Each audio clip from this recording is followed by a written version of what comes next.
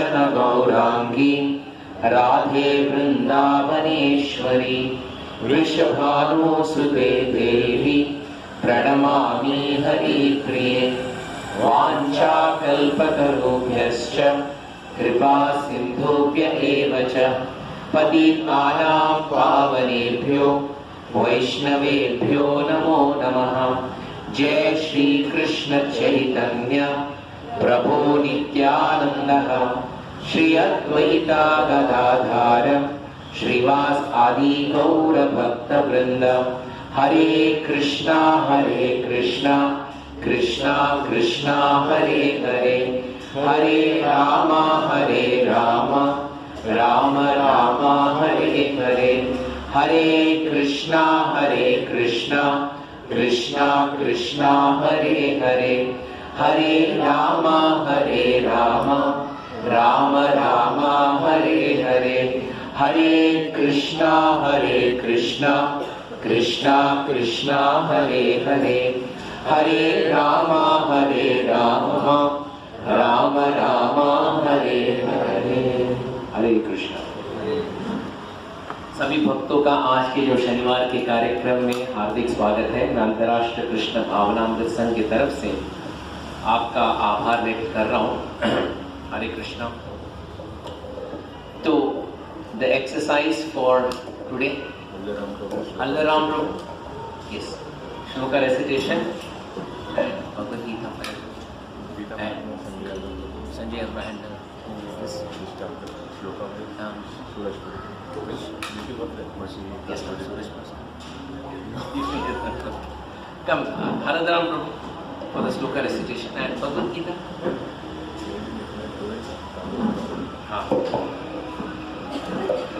Mike.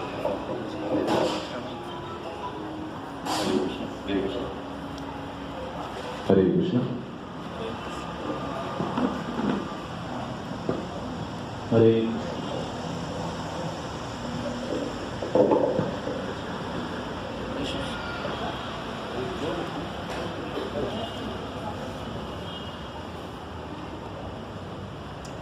हरे कृष्णा।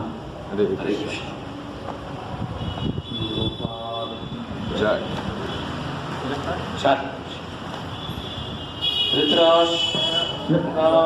प्रथम अध्याय। धृतराष्ट्र उवाच धर्मक्षेत्रे कुरुक्षेत्रे समवेतायुत्सवा मामका पाण्डवाश्चैव किम् अकुर्वत सञ्जय। सञ्जय उवाच दृष्ट्वा तु पाण्डवानीकम् व्यूढां दुर्योधनस्तदा आचार्य उपसंगम्य राजा वचनमब्रवीत्। पश्येतां पाण्डुपुत्राणाम् आचार्यमहतीं शमुं व्यूढां द्रुपदपुत्रेण तव शिष्येन धीमता। अत्र शूरा महेश्वासा भीमार्जुना समायुधि युयुधानो विराटश्च द्रुपदश्च महारथः। दृष्टकेतु चेकितानः काशीराजश्च वीर्यवान् पुरुजित् कुन्तिभोजश्च शैवश्च नरपुङ्गवा। युवामानुश्च विक्रान्त उत्तमौजाश्च वीर्यवान् सौभद्रो द्रौपदेयाश्च सर्व एव महारथः। अस्माकं तु विशिष्टाये तान् निबोधादिजोत्तमः। नायका मम सैन्यस्य सम्यक् तान् ब्रवीमि ते। भवान् भीष्मश्च कर्णश्च कृपश्च समितिञ्जयः अश्वत्थामा विकर्णश्च सौमदत्तिस्तथैव च अन्ये च बहवः शूरा मदर्थे त्यक्तजीविता नानाशस्त्रप्रहरणा सर्वे युद्धविशारदः अपर्याप्तं तदस्माकं बलं भीष्माभिरक्षितं पर्याप्तं त्विदमेतेषां बलं भीमाभिरक्षितम् अयनेषु स सर्वेषु यथा भागमवस्थितः भीष्ममेवाभिरक्षन्तु भवन्तः सर्व एव हि तस्य सञ्जनयन् हर्षं कुरु वृद्धः पितामहः सिंहनादं विनद्योचे शङ्खं दद्मो प्रतापवान् तथा शङ्खश्च भैर्यश्च पवनवानकगोमुखा सहसैवाभ्यहन्यन्त सहस्रस्तु पुरोऽभवन् तदा श्वेतेन वीर्युक्ते महती स्यन्दने स्थितो माधवः पाण्डवश्चैव दिव्यौ शङ्खौ प्रदद्मतुः पाञ्चजन्यं ऋषिकेशो देवदत्तं धनञ्जया पौण्ड्रं दद्मौ महाशङ्खं भीमकर्मा वृकोदरः अनन्तविजयं राजा कुन्तीपुत्रो युधिष्ठिरः नकुलः सहदेवश्च सुघोषा मणिपुष्पकौ काश्यश्च परमेश्वासः शिखण्डी च महारथः दृष्टद्युम्नो विराटश्च सात्यकीश्च पराजितः द्रुपदो द्रौपदेयाश्च सर्वशः पृथिवीपते सौभद्रश्च महाबाहो शङ्खान् दद्मो पृथक् पृथक् सघोषोदार्तराष्ट्राणां हृदयानि व्यधारयत् नभश्च पृथिवीं चैव तुमुलोऽभ्यानुनादयन् अदाव्यावसानान् दृष्ट्वा धार्तराष्ट्रान् कपिध्वजः प्रवृते शस्त्रसम्पाते धनुरुद्यम्य पाण्डवः ऋषिकेशं तदा वाक्यम् इदमाह महीपते अर्जुन उवाच सेनयोरुभयोर्मध्ये रथं स्थापयाम्यर्जुन यावदेता निरीक्षेऽहं योद्धुकामानवस्थितान् कैर्मया सह योद्धव्यम् अस्मिन् रणसमुद्यमे योत्स्यमानामवेक्षेऽहं या एतेऽत्र समागता धार्तराष्ट्रस्य दुर्बुद्धे युद्धे प्रियचिकीर्षवः सञ्जय उवाच एवमुक्तो ऋषिकेशो गुडाकेशेन भारत सेनयोरुभयोर्मध्ये स्थापयित्वा रथोत्तमम् भीष्मद्रोणः प्रमुखतः सर्वेषां च महीक्षितम् उवाच पार्थ पश्येतान् समवेतान् कुरुनिति तत्र पश्यास्थितान् पार्थः पितॄन् पितामहान् आचार्यान् मातुलान् भ्रातॄन् पुत्रान् पौत्रान् सखीन् सखः स्वासुरान् सुहृदश्चैव सेनयोरुभयोरपि तान् समीक्ष्य स कौन्तेय सर्वान् बान्धूनवस्थितान् कृपया परयाविष्टो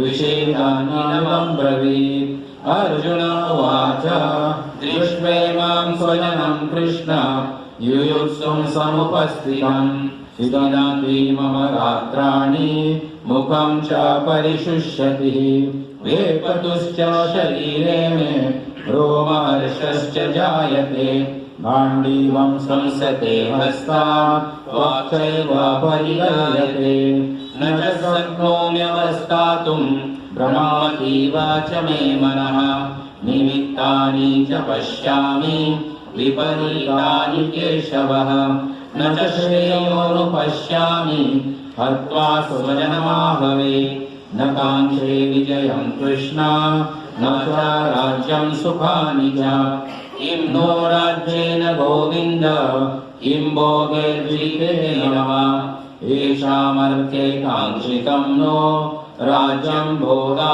सुखानि च तानिमेव स्थिता युद्धे प्राणान् त्यक्त्वा धनानि च आचार्यान्तरा पुत्रा तथैव च पितामहः मातुला स्वासुरा पौत्रा शाला सम्बन्धिनस्तथा एतान् हन्तुमिच्छामि ज्ञातोऽपि मधुसूदनः अपि त्रैलोक्यराज्यस्य हेतो किं नो मही कृते निहत्य धार्तराष्ट्रान्नः कापीति सञ्जनार्दनः पापामेवाश्रयेदस्मान् अद्वैतारमतायिनः तस्मान्नाथावयं हन्तुं दातराष्ट्रान् सबान्धवान् स्वजनं हि कथं हत्वा सुखिनः श्याम माधव यदि कथयते न पश्यन्ति लोभोपहत चेतसः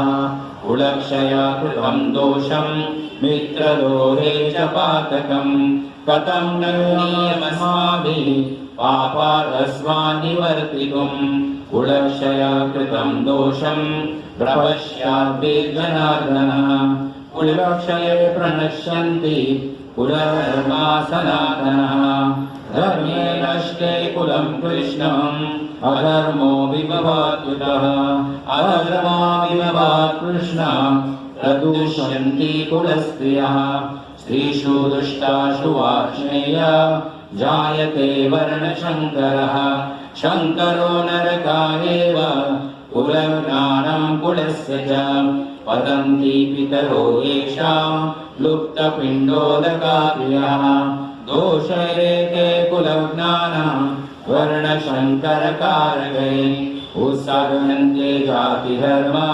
कुलधर्मस्य शाश्वतः उत्सन्ना कुलधर्माणां मनुष्याणां जनार्दनः नरके नियतं वासो भवतीत्यनुश्रुवमः अहो बत महत्पापं कर्तुं व्यावासिता वयं यद्राज्यस्वलोभेन हन्तुं स्वजनमुद्यतः यदि मामप्रतीकारम् अशस्त्रं शस्त्रपाणयः दार्तराष्ट्रान् हन्योस्त्वन्मेक्षे मातरं भवेत् सञ्जय उवाच एवमुक्त्वार्जुना शङ्के रतोपस्तावुवाविशत् विसृज्य सहस्रं चापं शोकसंविघ्नमानसः हरे कृष्णा कृष्णा कृष्णा हरे हरे हरे राम राम राम हरे हरे। बहुत बहुत धन्यवाद। अल्लाह थैंक यू प्रभु जी। हरे कृष्ण। सेकंड संजय प्रभु।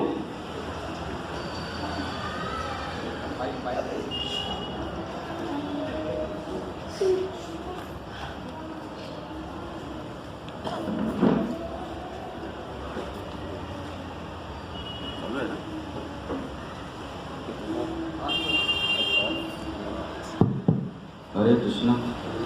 आप सभी को मेरा दंडवत प्रणाम। आज मैं आपके समक्ष कुछ गीता महात्म्य के बारे में कहने का प्रयास कर रहा हूँ, तो प्लीज़ मुझे कुछ गलती हो गई तो क्षमा कर दीजिए।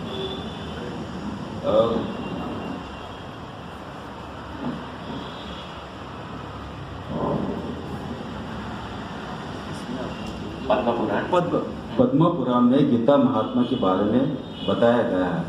पद्म पुराण में एक कथा आती है जहाँ माता पार्वती भगवान महादेव जी से पूछती है कि हे नाथ, जरा मुझे गीता के रहस्य के बारे में जरा बताइए।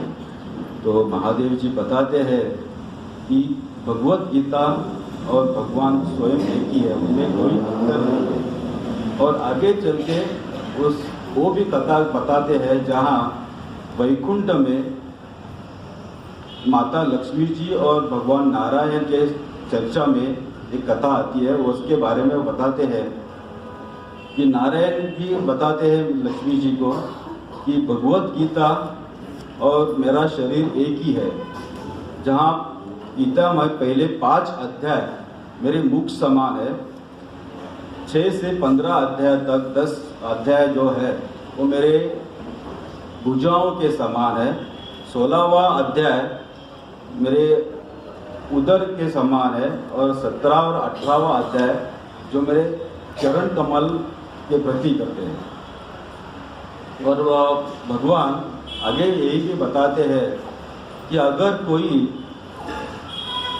पहला गीता का एक अध्याय अगर न हो पाया पढ़ने के लिए तो एटलीस्ट एक श्लोक, और एक श्लोक भी अगर नहीं कर पाए तो एटलीस्ट उसमें से आधा श्लोक।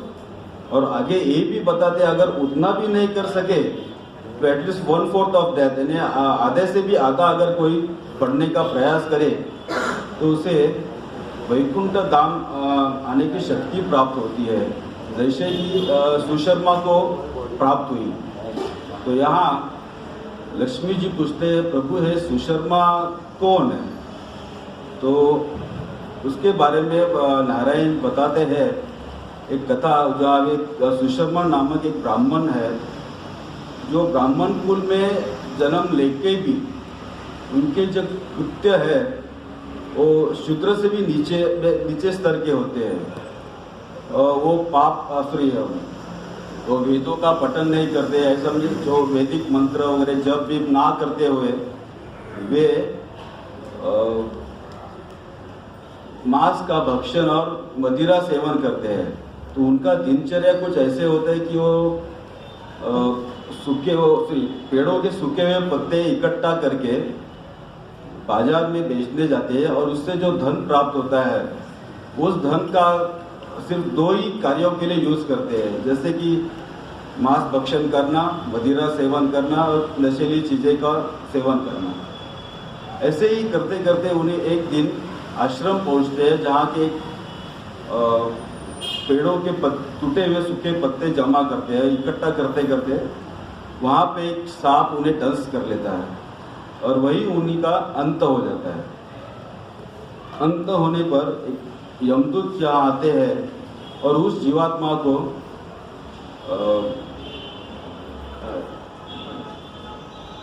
यमराज के सामने लेके आते हैं, और किंतु वो सुशर्मा ब्राह्मण होने के कारण उनको जो शिक्षा कठोर होती है, तो उसके लिए उन्हें बहुत साल ऐसे नरक पे घूमते रहते हैं।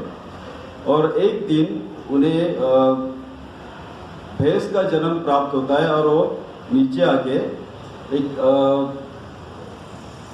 हैंडीकैप पर्सन, अपाहिज आदमी है रहते हैं, उनको खरीद लेते हैं और उन्हीं की सेवा में वो लगे रहते हैं भैंस।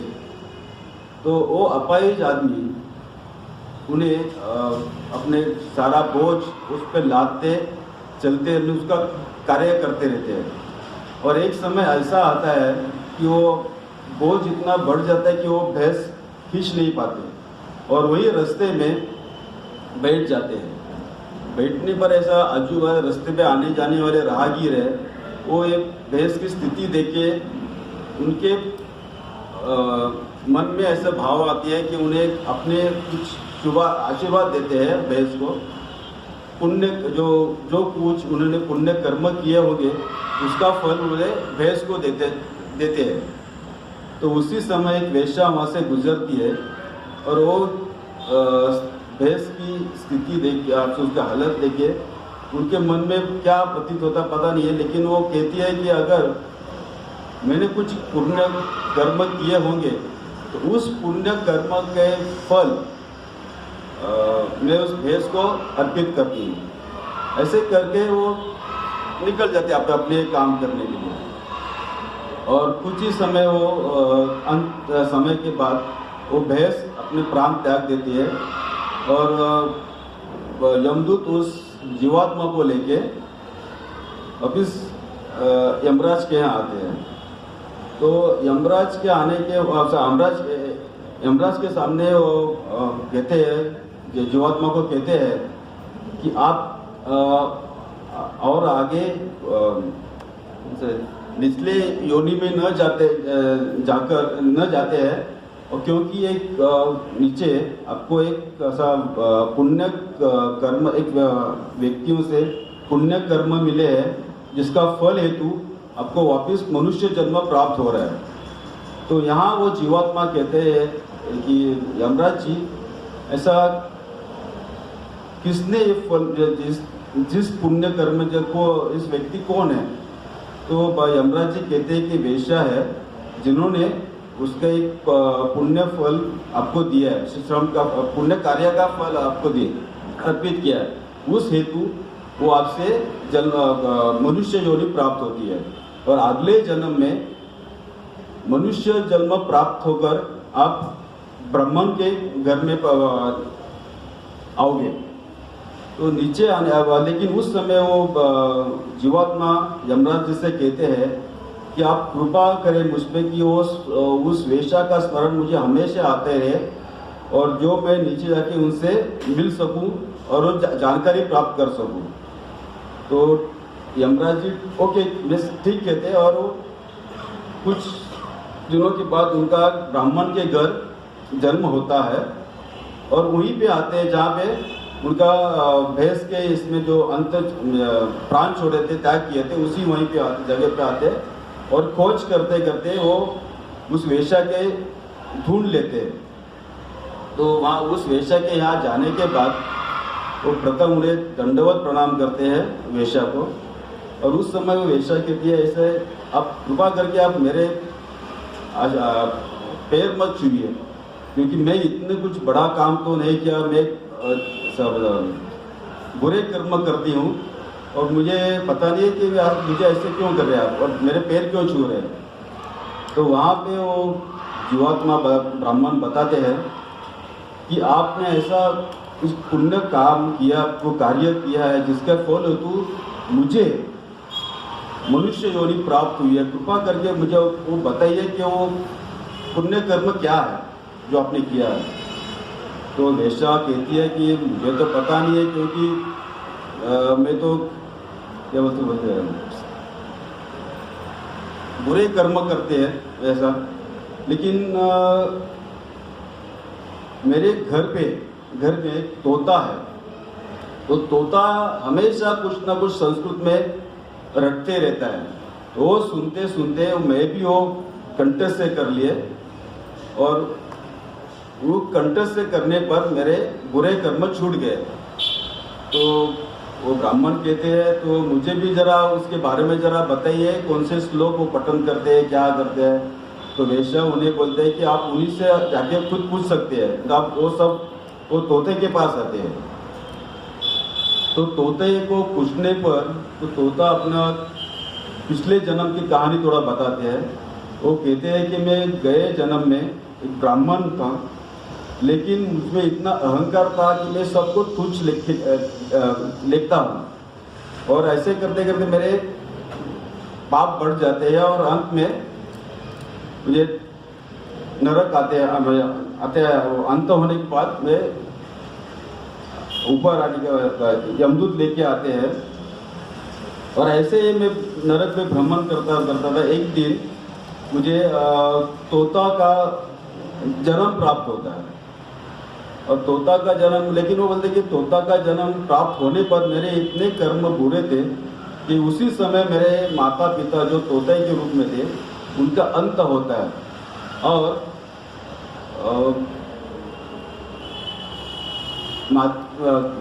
कड़ी धूप में क्या उसमें रेती में मैं लोटपोट करके रो रहा था, और ऐसे स्थिति मेरी देख के वहाँ से एक साधु संत गुजरते मेरे पास आते हैं, और उनका मेरा प्रति करुणा भाव उत्पन्न होकर वो मुझे लेके अपने आश्रम ले आते हैं। तो आश्रम में आने के बाद मुझे वहाँ पिंजरे में रखते हैं, और ऐसे समय बीतते बीतते वहाँ के बच्चों के साथ जो उनके आश्रम में रहते हैं उनके साथ मैं खेलता खुलता बड़ा होता हूँ। और हर दिन वो बच्चे हर सुबह प्रतिदिन वो गीता का वो संस्कृत में श्लोक पठन करते थे, और ऐसे श्लोक पठन करते करते मेरे में वो मैं सुनता था और उसे दोहराने लगता था। ऐसे होने के बाद मेरे पूरे वो श्लोक कंठस्थ हो गए, और एक्चुअली वो गीता का पहला अध्याय 46 श्लोक उन हर दिन पठन करते थे। तो मुझे भी वो कंठस्थ हो गए, और वो पहला अध्याय खत्म होने के बाद शायद दूसरे अध्याय की तरफ बढ़ने ही वाले थे। उसी समय एक उनके आश्रम में चोर आते हैं, और चोरी करने हेतु मेरे पिंजरा मेरे साथ मुझे ले चुरा के वो इस वेश्या को भेज देते हैं। और वेश्या के घर आने पर मेरा वही प्रतिदिन रूटीन रहता है कि वो जो श्लोक का पठन हमेशा करते हूँ, वो करते करते वो वेश्या भी वो कंठस्थ जब दोहराती रहती है, और वो नेचुरल होने से उन्हें भी कंठस्थ से हो जाती है। और उस श्लोक पठन करने का जो शुभ फल है वो आपको उन्होंने अर्पण किया है, और उसके वजह से आपको मनुष्य योनि प्राप्त हुई है।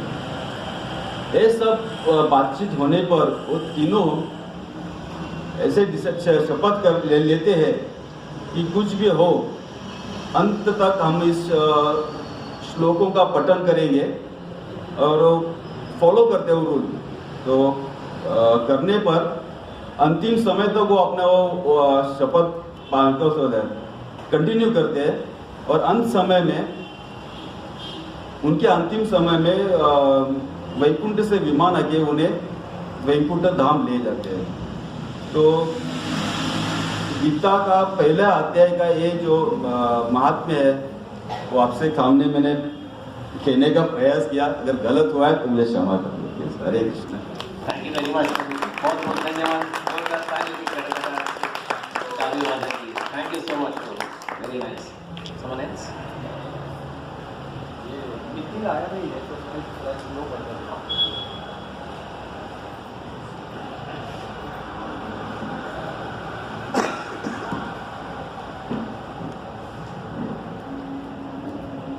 हरे कृष्णा। आज मिथिल प्रभु नहीं है तो उनकी सेवा मुझे करने का अवसर मिला है। तो भगवत गीता के फ्लो के बारे में जो पहला अध्याय जो है उसमें 46 श्लोक्स है।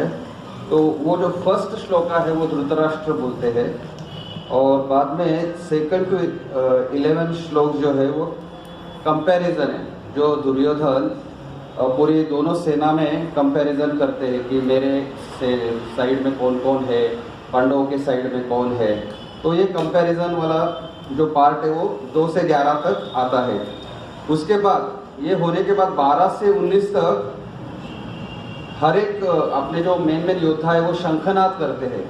तो उनके बारे में विस्तृत वर्णन किया है कि किसका किसका शंखा नाम क्या है, वो बजाने से क्या क्या प्रतिक्रिया होती है, वो सब कुछ वो 12 से 19 श्लोक तक है।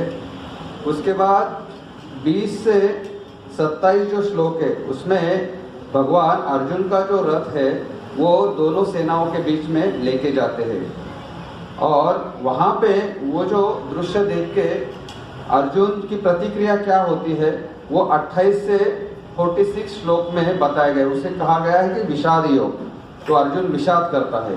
जो 28 से जो 28 से लेके 46 का जो है तो उसमें और भी 4 पार्ट है। तो 28 से लेके 30 तक अर्जुन के मन में दया उत्पन्न होती, कंपैशन होता है और वो कहते हैं कि ये सब मेरे परिचित है, मेरे रिलेटिव्स है और उनके साथ मैं कैसे युद्ध करूं। 31 के बाद 35 तक वो सोचता है कि ये अगर मैं जीत भी गया तो इसका जो आनंद मुझे मिलने वाला उसका कोई वैल्यू नहीं, क्योंकि मैंने अपने परिजनों को मार रहा हूँ। और 36 के बाद 38 में उसे लगता है कि ये बहुत बड़ा मैं पाप करने जा रहा हूँ। तो ये बहुत ही गलत चीज़ है। तो 39 से लेके 43 तक वो कहते हैं कि ये डिस्ट्रक्शन होगा, फिर इसके परिणाम स्वरूप क्या क्या हो सकता है, तो उसके बारे में वो विस्तृत वर्णन वहाँ पे आता है। और 44 से लेके 46 में वो अपने गांडीव को बाजू में रख देता है और बोलता है कि मैं युद्ध नहीं करूँगा। तो इस तरह से वो फ्लो है और विस्तृत जानकारी प्रभु जी हमें दे ही रहे। हरे Krishna. Thank you very much. हरे कृष्ण, बहुत बहुत धन्यवाद। प्रभु जी को जोरदार ताली से उनका अभिवादन करते थे। हरे कृष्णा। अच्छा, नेक्स्ट एक्सरसाइज के लिए माता जी वॉलंटियर। अब तक जिन्होंने अब तक भाग नहीं लिया वो हाथ उठाएं। अगर आप हाथ नहीं उठाते तो मैं आपको नियुक्त करूंगा। Anyone?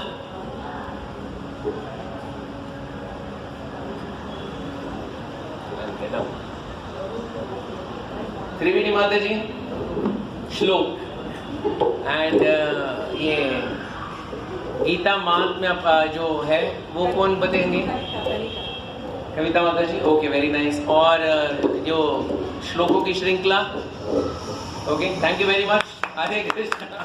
No problem. Okay so much. तो आज हम गए टाइम कौन से श्लोक में थे प्रभु जी? 12 और 14. We complete the 14.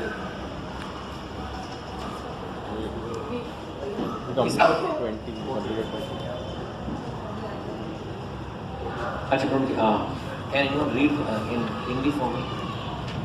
रामकृष्ण का वो हिंदी हिंदी हिंदी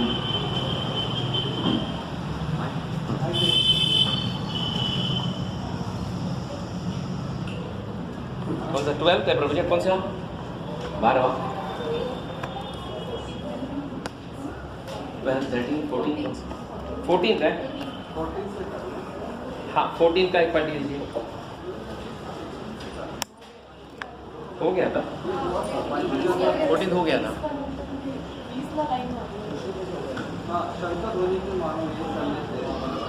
तो 16वें श्लोक से प्रभु जी हम लोग अच्छा 16 17 ओके 16 से 8 ओके। तो एक just before that I will just a briefing. भगवान का एंट्री कौन से श्लोक में होता है? How is the entry? Royal entry. भगवान का एंट्री कैसा है? बस ऐसे ही चल के चप्पल पहन के? नहीं, कैसा? How is this entry? हाँ कैसे एंट्री कैसे उनका? देखिए हमारे व्यासदेव जी उनका एंट्री कैसे बताते? तथा श्वेते रहेर्युक्ते महति स्यन्दने स्थितो माधव पांडवश्चैव दिव्यो शंको प्रदद्मतो। तथा श्वेते रहेर्युक्ते महति स्यन्दने स्थितो। कैसा एंट्री है?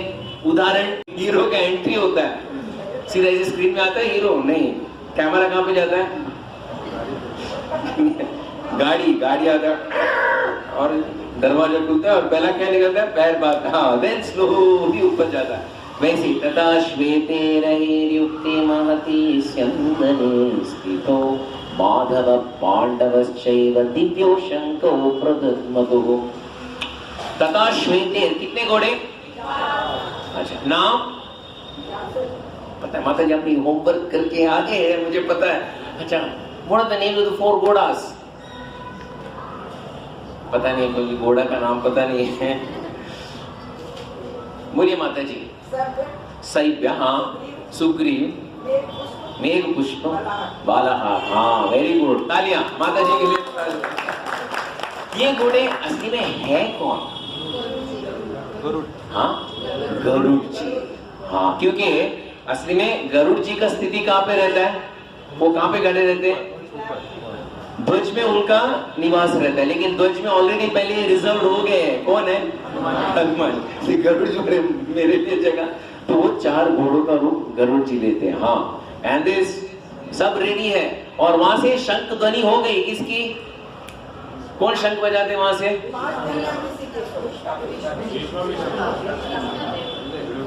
कौरव के पक्ष से कौन पहला? भीष्म। वेरी गुड, भीष्म पितामह ने शंख बजा दिया। बस उसका मतलब है हम तैयार है। आप लोग तैयार हो? किनसे पूछते?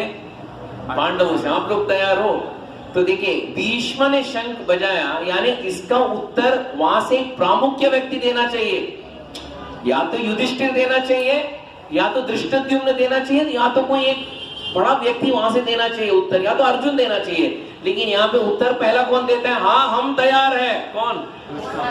हाँ कौन देता है? भगवान कृष्ण देते हैं। और भगवान कृष्ण ने क्या रूप धारण करके बैठे वहां पे? सारथी। देखिए सारथी वो किसका आज्ञा को पालन करना चाहिए? अगर ड्राइवर है, अगर आप गाड़ी में बैठ गए, आपसे बिना पूछे वो सीधा चालू करके फर्स्ट गियर में सीधा निकल गया, बोले अरे पूछो तो से मुझे कहाँ जाना है। तो भगवान ने शंख ध्वनि कर दिया पांडवों के तरफ से। उस समय भीष्म पितामह दुर्योधन को देखते हैं, अरे ट्यूबलाइट समझ तो ले, मैं तुम्हारा नेतृत्व कर रहा हूं। ये शंख ध्वनि से उनका नेतृत्व कौन कर रहा है वो तो समझ ले। और ट्यूबलाइट कौन है? उनका नेतृत्व कौन कर रहा है?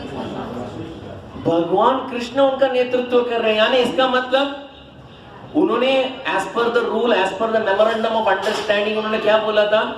देखो मैं हूं लेकिन मैं शस्त्र नहीं उठाऊंगा, मैं शस्त्र नहीं, अस्त्र नहीं, मैं neutral umpire, out, LBW, no ball, wide ball, उतना ही बोलने वाला मैं कुछ। लेकिन यहाँ पे वहां से शंख तो नहीं हुआ, उन्होंने अपना शंख पहला बजाया। अरे इसका मतलब भीष्म पिता को मालूम पड़ा कि ये सिर्फ नाम के लिए वहां सारथी है, लेकिन संपूर्ण नेतृत्व उनका ही है। तो वो देख रहे थे, अरे अभी तो, अरे दुर्योधन अभी तो एक फाउल बोल के बोलते ना, फाउल फाउल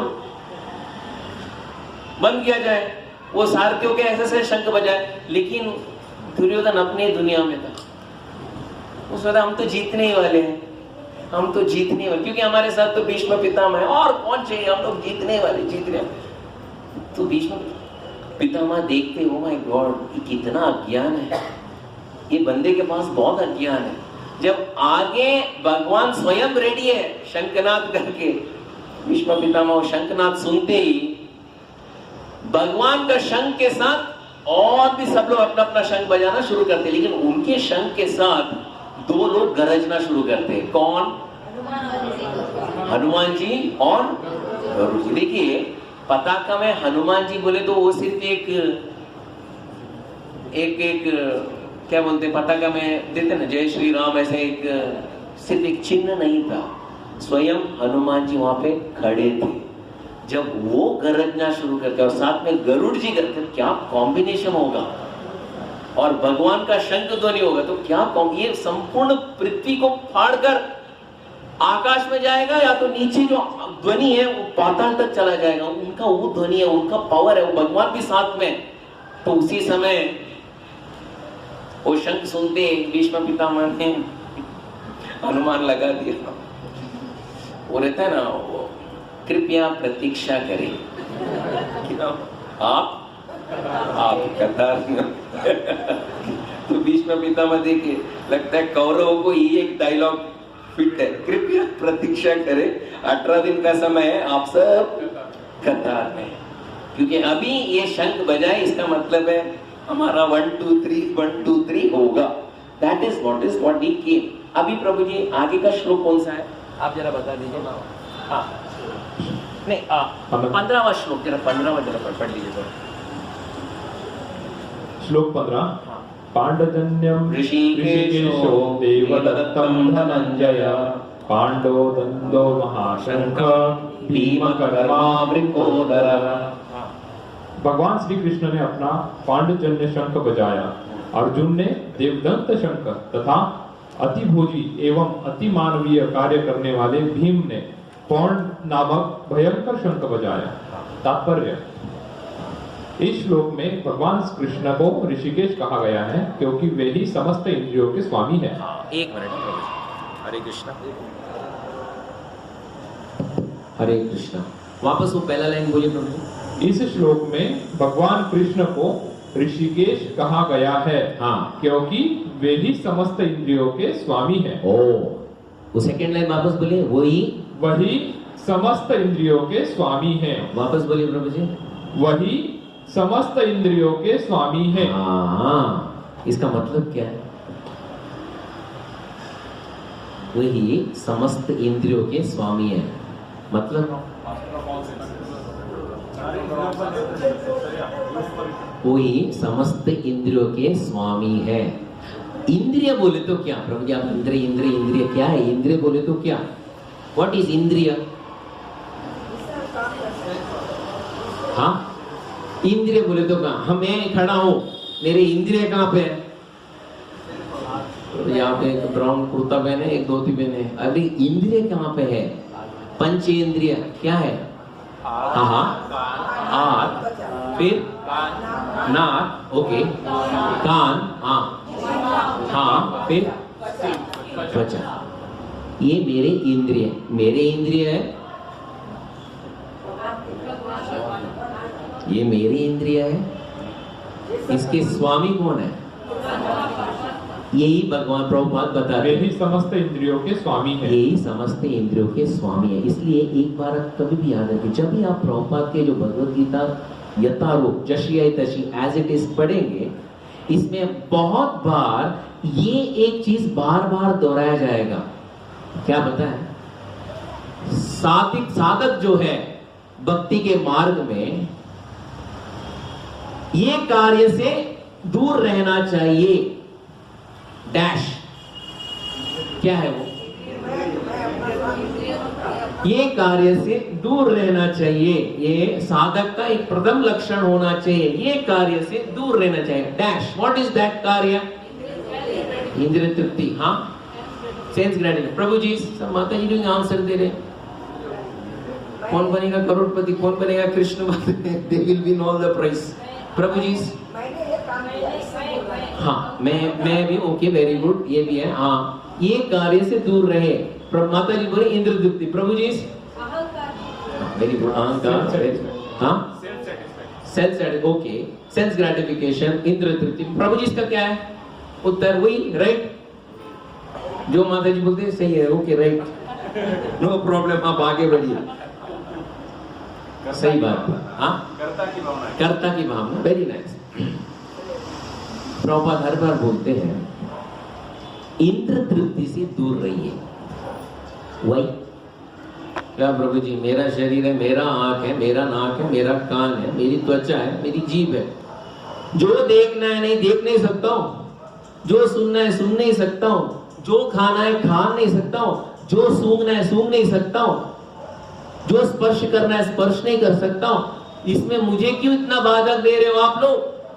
ये मेरे इंद्रिय है, मुझे जो खाना है मैं खा सकता हूं, मैं जहां रहना है रह सकता हूं, मुझे जितना खाना है, जितना पीना है, जैसा रहना है मुझे रहने दो। सही है ना? मैं आपसे पूछ रहा हूं, सही बात है ना? मैं आप लोग से पूछ रहा हूं, आप लोग मुझे देख रहे हो, मैं आप लोग को देख रहा हूं।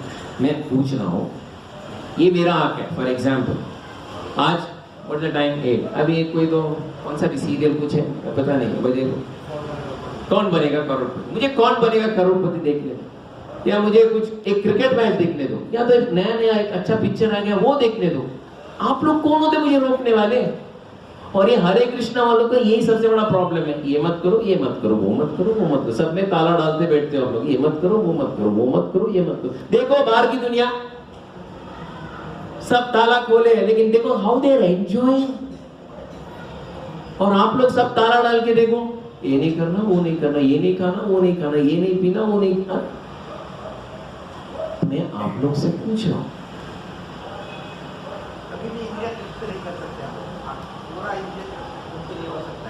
प्रयास तो कर सकते हैं ना प्रभु जी?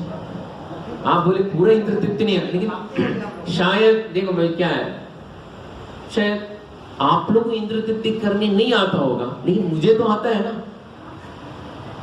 So I can enjoy. No? You must be not knowing the technique of enjoying. I know the technique of enjoying. So why should I not enjoy? हाँ. ये साधन है, साध्य नहीं। अच्छा, साधन है, हाँ, okay.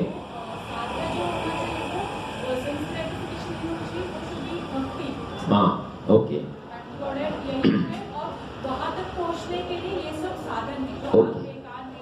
Very good, very nice. और भी वेरी नाइस, वेरी गुड। हाँ, यस प्रभु जी, हाँ।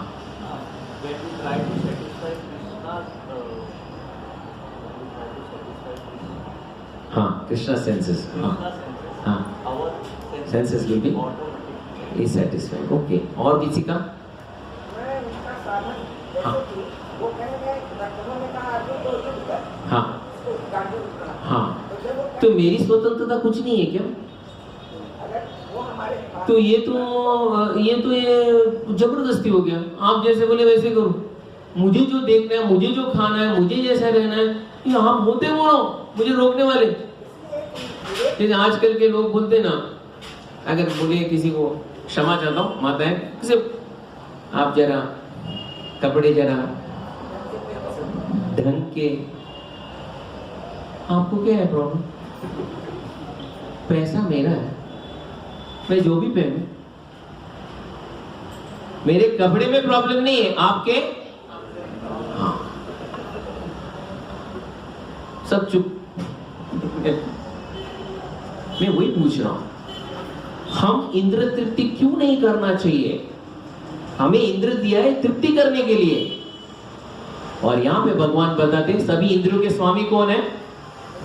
भगवान ऋषिकेश। देखिए, ये आप देखिए, सुनिए, ये आंख है, फॉर एग्जाम्पल आंख है। अभी आप फॉर एग्जाम्पल अभी लेक्चर है, हम साथ में अभी लेक्चर होने के बाद घर जाते हैं। घर जाने के बाद कोई नहीं है, सोने से पहले एक बोलते ना, सबका भी स्वभाव हो गया क्योंकि एक यंत्र आ गया सबके हाथ में। चलो एक सर्फिंग करना शुरू कर दो। 9 का 9:30 कैसा हुआ, 9:30 का 10 कैसा हुआ, 10 का 10:30, 11, 11:30। अनुभव है आप लोग को? सबको अनुभव है? मुझे तो पता नहीं था, आपको अनुभव है?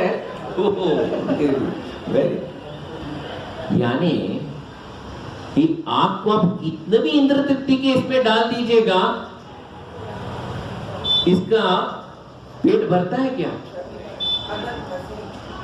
ये एक अग्नि में आप कितना भी घी डालो, अग्नि का तेज बढ़ता है कि कम होता है? बढ़ता है। और आप कितना भी प्रयास करो, और भी देखो, और भी देखो, और भी देखते जाओ, और भी देखते जाओ, सुबह तक होने दो, वो देखते ही रहेंगे। सिर्फ नींद पड़ने पर वहीं पे मोबाइल रख के फिर नींद आ जाता है क्या नहीं? अनुभव हुआ है? पूछ रहा हूं, रियलाइज साक्षात्कार। No problem. दूसरी बात, हमारे कान से क्या कार्य होता है? सुनने का। प्रवचन तो कम सुनते हैं सब लोग अपना कान में। अभी तो पहले तो वायर था, अभी वो वायरलेस, वो हॉर्न पीछे से वो लोग कान में एकदम डाल के एकदम मस्त एकदम झूम रहे सब लोग बैठे। मैं पूछता हूँ, कोई भी गाना हो, मोहम्मद रफी का हो, मुकेश का हो, लता मंगेशकर का हो, और कौन है बर्मन, हाँ, और किशोर कुमार का हो, किसका भी हो, एक गाना आप कितना समय तक सुन सकते हो? गाना एक बार वो वापस आप रिवाइंड करके वापस सुन लिया, वापस सुन लिया, वापस सुन लिया, कितना समय? उसका भी एक सैचुरेशन पॉइंट है। और कुछ सुन लेते, नहीं सुनेंगे लेकिन और कुछ सुन लेते है क्या नहीं? यानी इंद्रियों को वहां पे भी रुकावट है। जीभ कितना खा सकते हैं? 1, 2 गुलाब जामुन, 3 गुलाब जामुन, 4 गुलाब जामुन, 5वां, 6, 7, बोलते नहीं भाई जो खाया है वो वापस आ जाएगा। There is a limit there also.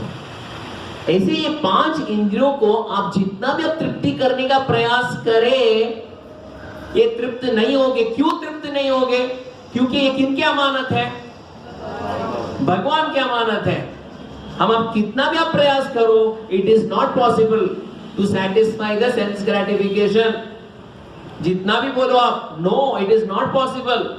लोग क्या सोचते हैं? इंद्र तृप्ति जो अच्छे से करता है वो सुखी है। ये लोगों की परिभाषा है। आप समझे मेरी बात को? जो अच्छे से खा रहा है, वो मस्त व्यंजन खाता है, जो अच्छा चीज देखता है। इंडिया में क्या है? चलो स्विट्जरलैंड, चलो वहां।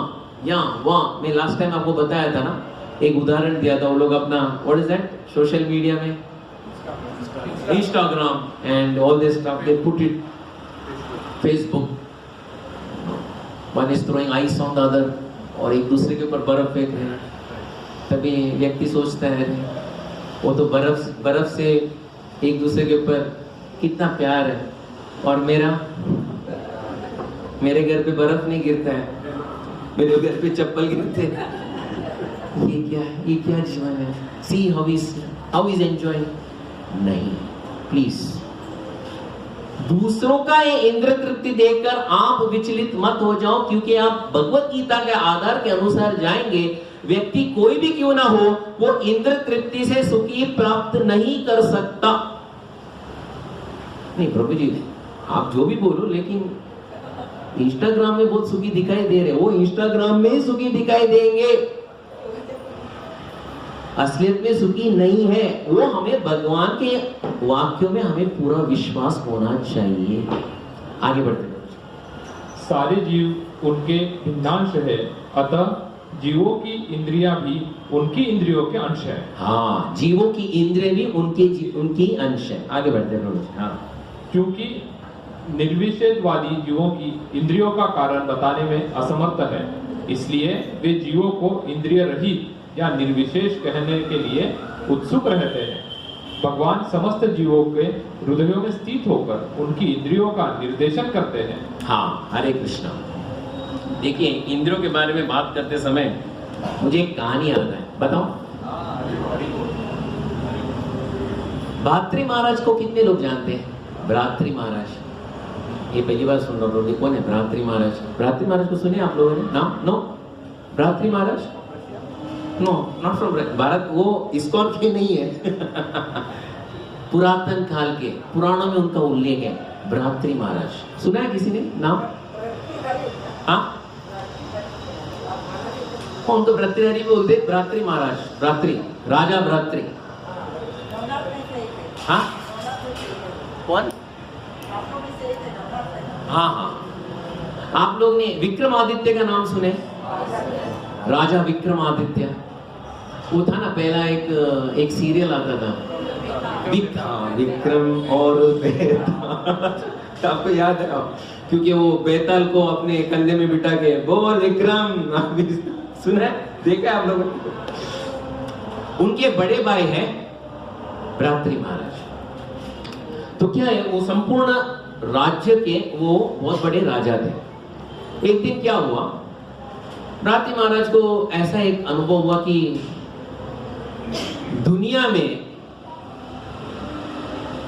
अब वो तब तक बैचलर थे, उनकी शादी नहीं हुई थी। वो सोचे कि दुनिया में सबसे सुंदर कन्या के साथ अगर मैं विवाह कर लूं तो मैं सुखी हो जाऊं। वो शायद कलयुग के लोगों से पूछे नहीं थे, अगर पूछते तो प्रॉब्लम नहीं आती। तो सभी लोगों को भेजे और बोले सबसे दुनिया की सबसे सुंदर कन्या जो है उनको जनाब बुला लो and I am getting married. So सब जगह सर्वे, सब जगह पूरा भूमंडल में सर्वे हुआ, इन सबसे सुंदर Miss World, Miss Universe, Miss Planet, Miss Earth, और उसमें से उन्होंने पिंगला नामक एक सुंदर कन्या के साथ उनका विवाह हुआ। तो भ्रातृ महाराज ने बोले देखिए मैं तो राजा भी हूँ, तो उन्होंने क्या किया, बोला मैं अभी थोड़े समय के लिए मैं VRS लेता हूँ, वॉलंटरी रिटायरमेंट, कि अनुभव करना है ना। मैं ये एकदम विवाह जीवन में है तो अनुभव तो करने दो, ये सुख होता क्या है विवाह जीवन का, काम वासना का सुख होता क्या है। तो ये राजगद्दी उन्होंने किसको सौंपा? विक्रमादित्य को सौंप दिया। आप तो सब आप बोले जो भोग पदार्थ है उनके पास था, खाने की कमी नहीं थी, पीने की कमी नहीं थी, बस you just keep enjoying, enjoy. तो किसको नहीं चाहिए ऐसा जीवन? तो बस दे वर एंजॉयिंग एंजॉयिंग एंजॉयिंग एंजॉयिंग, बस अपने इंद्र तृप्ति पे लगे थे वरवधु भ्रातृ महाराज और पिंगला। एक दिन क्या हुआ, वो उनको पता भी नहीं था राज्य में क्या हो रहा है, बस अपने महल में दे आर एंजॉयिंग। एक दिन क्या हुआ, भ्रातृ महाराज सब ये सब कार्य करते एकदम थक गए थे, वो शैया में सोए थे। पिंगला क्या हुआ, वो बाहर आते हैं महल के जो खिड़की से नीचे देखती है, नीचे घोड़ों को जो संभालते हैं उसको बोलते अश्वपाल, वो व्यक्ति को देखती है और उनका हृदय उसके प्रति चले जाता है। भ्रातृ महाराज क्या है, सोए। जब वो सोए, पिंगला का कार्य उस व्यक्ति के साथ चल रहा था। पूरे राज्य में सब लोग बात कर, लेकिन बात करने के लिए उनके पास उतना धैर्य भी होना चाहिए राजा तो सब लोग ने विक्रमादित्य को बता दिया कि ये सब कार्य हो रहा है। तो विक्रमादित्य बोले ठीक है, मैं मेरे भाई को बता देता हूँ कि तो जैसे वो उनका अनुमति लेकर उनके कक्ष में जाने वाले थे तो बोले थे क्या बात है? तो पिंगला बोलते हैं मुझे पता है आपके भाई क्यों आए हैं, मुझे सब मालूम है वो क्यों आए, देखिए अभी पता है क्या। तो देखिए महाराज, रानी का चरित्र ठीक नहीं है। गुप्तचरों ने बताया है कि वो अश्वपाल के साथ उनका कुछ चल रहा है, कृपया उनको बहिष्कार करें, नहीं तो राज्य के लिए ठीक नहीं है। गुस्से से अंदर जाते तभी पिंगला बोलते मुझे पता है वो बोल रहा है कि मेरा कुछ वो अश्वपाल के साथ कुछ चल रहा है, वो बहुत बड़ा षड्यंत्र रचा रहा है, उसको आप कृपया अभी के अभी राज्य से बाहर भगा दो। तो भ्रातृ महाराज बोलते हैं विक्रमादित्य आउट। विक्रमादित्य निकल जाते हैं, इज आउट, राज्य से छोड़कर जंगल में चले जाते हैं। उस समय कोई राज्य में एक व्यक्ति तपस्या कर रहा था धन के लिए। तो ब्राह्मण था, धन के लिए नौकरी के लिए ट्राई किया, सब जगह रिजेक्शन था, अप्लाई नो रिप्लाई। तो सडनली उनको इंद्रदेव प्रकट हुए, बोलते देखिए ये फल आप ले लीजिए। महाराज मुझे फल की अपेक्षा नहीं थी, मेरे जेब खाली है, फल लेके मैं क्या करूं? नहीं, ये फल जो भी इसका सेवन करेगा वो मृत्यु लोक में प्रवेश नहीं करेगा, वो इच्छा मृत्यु है, वो कभी भी मरने वाला नहीं है। वो बोले पहले में भूख के कारण, पैसे के कारण, ना होने के कारण मैं तकलीफ में हूं, अगर आप मुझे इतनी बड़ी लंबी आयु दे तो मेरा क्या हाल होगा। नहीं, आपको क्या चाहिए था? नहीं, आप, मैं पूछा कि आप देख क्या रहे हो, आपको क्या चाहिए? मुझे एक टाइमली पेंशन, मेरा समय समय में मंथली पेंशन आए तो भी ठीक है। क्यों? मैंने ठीक है, तो तुम ये करो, ये फल भी रख दो और पेंशन आपको कौन देंगे? ये जो राज्य के राजा है, कौन है उस समय राजा?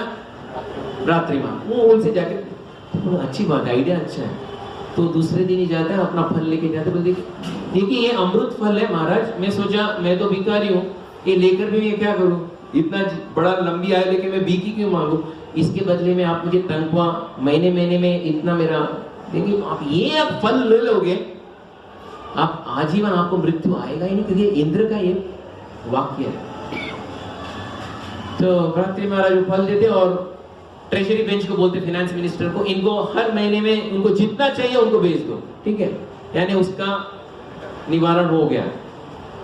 ये फल लेते हैं और बोलते हैं ये फल किसको देना चाहिए? ये फल, मैं तो राजा हूं, लेकिन इतनी सुंदर पिंगला है, ये सुंदरता मेरे सामने ऐसे चलते रहते रहे तो मेरा क्या जीवन का क्या उद्देश्य होगा? It will best. तो ये फल किसको देते हैं? पिंगला को देते हैं। पिंगल बोलते अच्छा ठीक है, मैं ले लेती हूँ ये फल, ओके। बोलते ये जो फल लेगा ना उसको कभी मृत्यु नहीं आती है।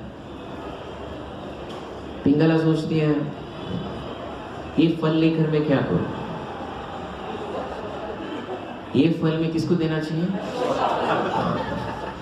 क्योंकि इसको जब मैं ऊपर से देखूंगी ना, अपने अश्वों को चलाता है, मेरा दिल एकदम हर्ष से भर जाता है। तो जाके वो फल अश्वपाल को, अश्वपाल सोचते हैं अरे ये अमृत फल है। अश्वपाल का जो चरित्र ठीक नहीं था, उसका संबंध महल में एक नाचने वाली दासी के साथ भी था।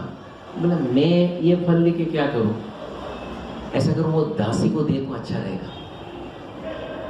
जो वो दासी के पास आता है, बोलते ये फल लेके तो पूरा जीवन नाचना थोड़ी है, मुझे तो मरना है एक दिन। तो ऐसा कर दो, राजा तो चिरंजीव होना चाहिए।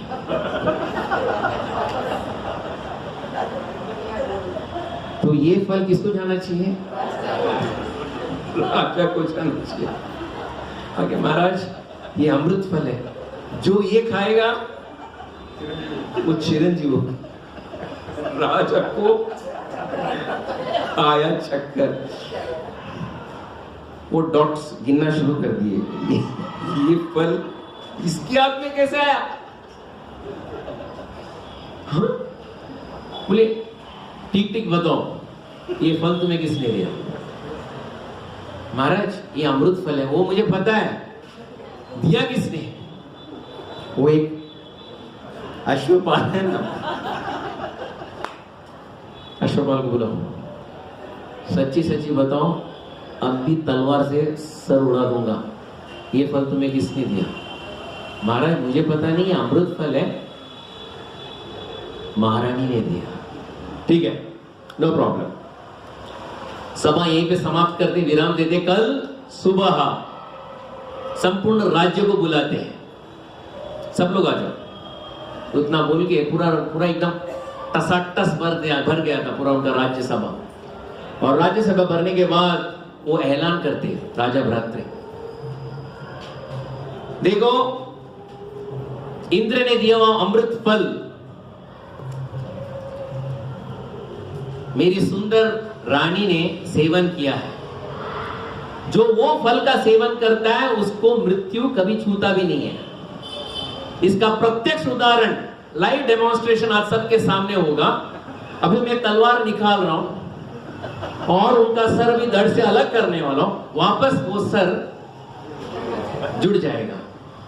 चलो रेडी, 1 2 3। उस समय पिंगला पैर पे गिरती है, महाराज क्षमा करें, मेरी गलती है। तलवार को वहीं पे फेंकते हैं। अपना सिंहासन का जो राजगद्दी है और मुकुट किसको देते हैं? विक्रमादित्य को वापस देते हैं। एक लंगोट धारण करके सीधा संन्यास ग्रहण करते हैं। वो लिखते हैं श्रृंगार षटकम, यह रिटन श्रृंगार षटकम, यानी ये श्रृंगार है क्या ये दुनिया का, क्योंकि अनुभव से बता रहे हैं। इसका मतलब क्या है? ये स्टोरी कैसा था, कथा कैसा था, कहानी कैसा था, मैं आप लोग से पूछ रहा हूं। लेकिन इससे हम क्या सीखेंगे? हाँ 100%। जब राजा भर्तृ को ऐसा हो, हम तो राजा भर्तृ की समान भी नहीं है। वो संपूर्ण सूर्य उदय का जो स्थल से सूर्यास्त तक कितना जगह था, उनका राज्य था। हमारा उतना तो राज्य नहीं है। हमारा 1 bedroom hall kitchen, 2 bedroom, 3 bedroom, maximum 4 bedroom, 5 bedroom, 6 bedroom, या तो एक बंगलो, बस उससे ज्यादा। इतना सब ऐश्वर्य होने के बाद भी ये काम वासना उनको भी तृप्त नहीं किया। वो सब छोड़कर कहां चले गए? तपस्या करने के लिए। हमें छोड़ के नहीं जाना है। आगे क्या प्रभुपाद बताते वो देखते हैं। भगवान समस्त जीवों के हृदय में स्थित होकर उनकी इंद्रियों का निर्देशन करते हैं, किंतु वे इस तरह निर्देशन करते हैं कि जीव उनकी शरण ग्रहण कर ले, और विशुद्ध भक्त की इंद्रियों का तो वे प्रत्यक्ष निर्देशन करते हैं। हाँ, ये कैसे निर्देशन करते हैं प्रभु जी? भगवान कैसे? जीव उनका शरण ग्रहण कर ले। शरण ग्रहण कर ले। This is very very very important. ये बहुत इंपॉर्टेंट है। एक याद रखिए कि अपने जीवन में दुख की अनुभूति की है, ये सभा में पूछ रहा हूं मैं। दुख की अनुभूति की है, सुख की अनुभूति की है। प्रभु जी को बहुत कम मोटीला है, माता जी को हाँ नहीं, हाँ। दुख की अनुभूति की है, माता जी बोले हाँ सही में बहुत दुख किया। प्रभु जी लोग दुख की अनुभूति की है, बहुत कम। सुख की अनुभूति की है, हाँ सुख, हाँ वेरी गुड, वेरी नाइस। दोनों को आप इसमें आप तराजू में लगा डालो, भारी कौन है? हाँ हाँ सही में तराजू में डाले तो कौन सा भारी बढ़ गया? प्रभु जी बोले नहीं, माता जी को पता नहीं। सुख भारी है। हाँ हाँ, वो तो एकदम कन्विक्शन 100% लॉक किया जाएगी। दुख भारी है, सुख में प्रभु जी। हाँ? अच्छा, प्रभु जी तो एकदम मैं दुख और सुख से परे हो गया, मुझे कुछ लेना देना नहीं है। हाँ? दुख भारी। देखिए, एक याद रखिएगा, हमारे जीवन में जब भी दुख से हम जब संघर्ष करते हैं ना, समझ लीजिए हम बहुत भाग्यशाली हैं। क्यों? क्यों? हमें ये संसार का सही चित्र दिखाई दे रहा है, ये याद रखिएगा। और खास करके जो उनके जो शरणागति में जाते हैं, उनको वो ज्यादा ही, हाँ तो अरे अच्छा वो आपने बता दिया, चलो अभी हम निकलते हैं यार। ये मूवमेंट में एक बार दुख ज्यादा है, चलते निकलते। हम तो हर बार बोलते थे सुख संपत्ति आवे, फिर कष्ट मिटे धन का, ओम जय जगत। ये तो प्रभु जी आप क्या बोल रहे हैं? एक याद रखिएगा, दुख की अनुभूति है ये भगवान की कृपा। क्यों है? क्योंकि हमें बताना चाहते हैं, एक्सक्यूज मी, हेलो, आपके साथ कोई भी नहीं है। क्या सुख में देखिएगा, सब एकदम एवरीथिंग इज मेरी एंड एंजॉयमेंट, सब लोग अरे बस। दुख आते ही हमारे सगे संबंधी सब थोड़ा दूर रहो यार, नहीं तो हम लोग से पैसा मांग लेगा। होता ही है, ये होता ही है कि नहीं? भगवान हमें वो सही चित्र क्यों बताते? बेटा, ये दुनिया और संसार में सबसे बड़ा हित चिंतक कौन है तुम्हारा?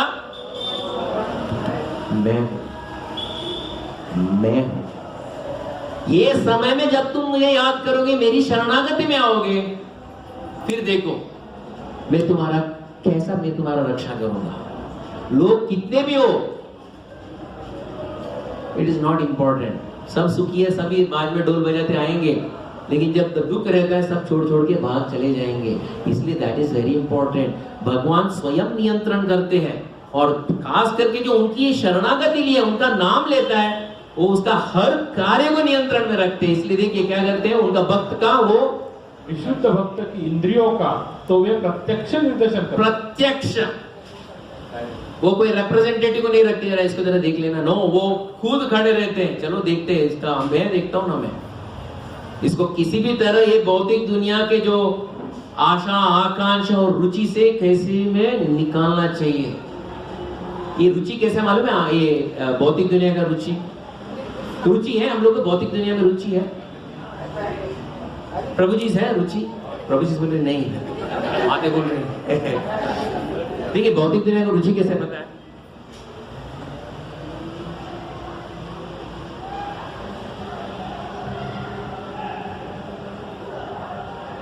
ये एक प्लेट है, आपने प्लेट देखा है? Plate, metal plate. आप, ये मेरा बराबर मेरा ड्राइंग नहीं है, लेकिन ये प्लेट समझ लीजिए। और दो मेटल प्लेट है ना, साथ में ना चिपक के बैठे हैं, एक अच्छा एडिशिव डाला है, और आपको उन लोगों को अलग करना है। कैसे? आपकी उंगली से। कर पाओगे?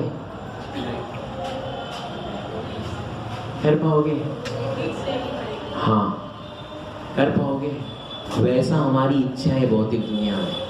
हम सोचते अभी दुख है, लेकिन कल जब सुख आएगा ना, देन फिर तो देख लो, इट विल बी लाइक ये स्वर्ग ही स्वर्ग रहेगा। सॉरी, इसको आप अलग करना चाहोगे, नहीं होगा। भौतिक दुनिया में मैं दुख का अनुभूति न करूं, ऐसा कभी नहीं होगा। और जब ये दुख आता है, याद रखिए भगवान का स्पेशल कृपा है आपके ऊपर। दुख जब देते हैं उतना भगवान, यानी वो ते माझे काळजी करते, वो ही याद रखिएगा, क्योंकि उनको बताना है ये भौतिक दुनिया में बेटा तेरा कोई है ही नहीं, भौतिक दुनिया में मैं ही हूं, मेरी शरणागति में आ जा, मैं तुम्हें भौतिक दुनिया से पार कर दूंगा। वो शरणागति आने के लिए ये मार्ग हम स्वीकार करते हैं। आगे बढ़ते प्रभु जी। यहाँ कुरुक्षेत्र की युद्ध भूमि में भगवान कृष्ण अर्जुन की दिव्य इंद्रियों का निर्देशन करते हैं, इसीलिए उनको ऋषिकेश कहा गया है। भगवान के विविध कार्यों के अनुसार उनके भिन्न भिन्न नाम हैं। उदाहरणार्थ उनका एक नाम मधुसूदन है। क्यों मधुसूदन क्यों है? मधु का वध किया। आगे बढ़ते हैं। क्योंकि उन्होंने मधु नाम के असुर को मारा था। हाँ। वे गौओं के इंद्रियों को आनंद देने के कारण गोविंद कहलाते हैं। हाँ, गोविंद क्यों है उनका नाम? गायों से उनका बहुत लगाव है। हाँ। वसुदेव के पुत्र होने के कारण उनका नाम वासुदेव है। वासुदेव है। हाँ। देवकी को माता रूप में स्वीकार करने के कारण उनका नाम देवकी नंदन है। वृंदावन में यशोदा के साथ बाल लीलाएं करने के कारण ये यशोदा नंदन है। अपने मित्र अर्जुन का सारथी बनने के कारण पार्थ सारथी है। इसी प्रकार उनका एक नाम ऋषिकेश है, क्योंकि उन्होंने कुरुक्षेत्र के युद्ध स्थल में अर्जुन का निर्देशन किया। Very good. हाँ। इस श्लोक में अर्जुन को धनंजय कहा गया है, क्योंकि जब इनके बड़े भाई को विभिन्न यज्ञ संपन्न करने के लिए धन की आवश्यकता हुई थी, तो उसे प्राप्त करने में उन्होंने सहायता की थी। इसी प्रकार भीम रुकोदर कहलाते हैं, क्योंकि जैसे वे अधिक खाते हैं उसी प्रकार वे अति मानवीय कार्य करने वाले हैं। जैसे हिडिंबासुर का वध। अतः पांडवों के पक्ष में श्री कृष्ण इत्यादि विभिन्न व्यक्तियों द्वारा विशेष प्रकार के शंखों का बजाया जाना युद्ध करने वाले सैनिकों के लिए अत्यंत प्रेरणाप्रद था। विपक्ष में ऐसा कुछ न था। न तो परम निदेशक भगवान कृष्ण थे, न ही भाग्य की देवी श्री थी। अतः युद्ध में उनकी पराजय पूर्व निश्चित थी। शंखों की ध्वनि मानो यदि संदेश दे रही थी। वेरी गुड, बहुत बढ़िया। देखिए, पांडव के पास कौन थे? कृष्ण है, तो कृष्ण होने के साथ कृष्ण के साथ कौन रहते हैं? लक्ष्मी रहते हैं। लक्ष्मी जब है तो भाग्य वहां पे खुलता है, विजय सुनिश्चित है। दैट इज व्हाट इज भगवान प्रॉपर यहाँ पे बताते हैं। वहां पे भगवान कृष्ण भी नहीं है, लक्ष्मी भी नहीं है। वहां पे जो हार है वो सुनिश्चित था। That is most important. हमें भगवान कृष्ण चाहिए। लोग क्या करते हैं, देखिए रावण का क्या प्रॉब्लम था? उसको कौन चाहिए था और कौन नहीं चाहिए था? उसको कौन चाहिए था? सीता माता। और कौन नहीं चाहिए था? उसका क्या हाल हुआ? 10 के 10 मुंडी थे, 10 मुंडी गए। एक व्यक्ति था, उनको राम चाहिए था लेकिन सीता नहीं चाहिए था। कौन? शूर्पणखा। वो राम चाहिए था लेकिन सीता को मारो। उसका क्या हाल हुआ? नाक कट गया। प्रॉब्लम ज्यादा कहाँ पे है? हम लोग को लक्ष्मी चाहिए, लेकिन लक्ष्मी के साथ जो नारायण है वो नहीं चाहिए। Then it's not problem. देखिए रावण, वो भले सोने का लंका हो, वो भस्मभूत हो जाता है। That is what is a problem. ठीक है, श्लोक 16। अनंत विजय राजं कुंती पुत्रो युधिष्ठिरः नकुलः सहदेवश्च सुघोषः मणिपुष्पको काश्यश्च परमेश्वासः शिखण्डी च महारथः दुष्टद्युम्नो विराटश्च सात्यकीश्च पराजितः द्रुपदो द्रौपदेयाश्च सर्वः त्रिपदे सौभद्रश्च महाबाहु शंकान् दद्मो पृथक् पृथक्। हे राजन, कुंती पुत्र राजा युधिष्ठिर ने अपना अनंत विजय नामक शंख बजाया तथा नकुल और सहदेव ने सुघोष एवं मणिपुष्पक शंख बजाए।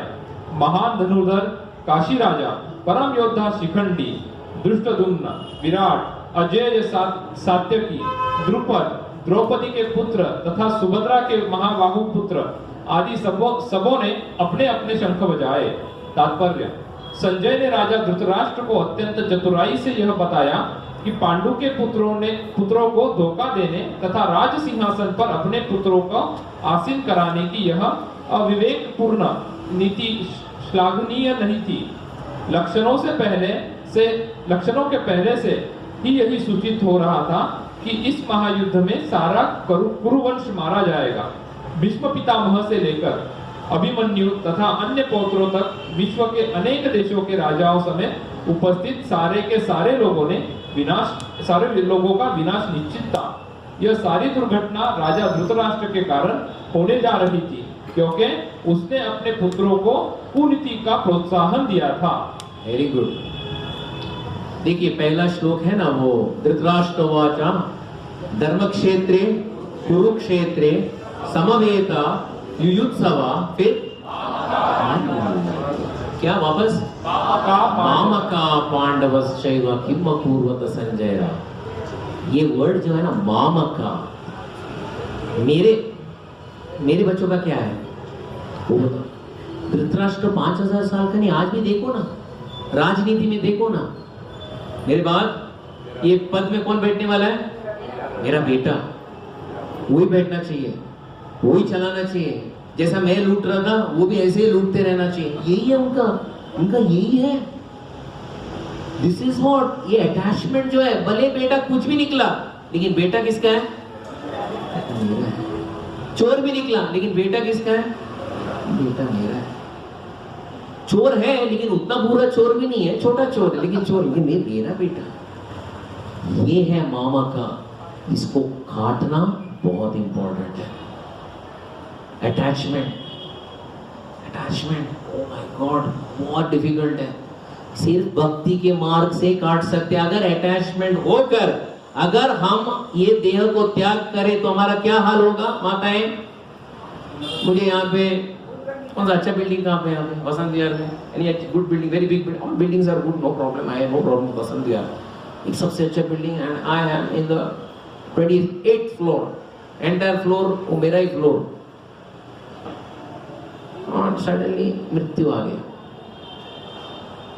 आई एम अटैच्ड।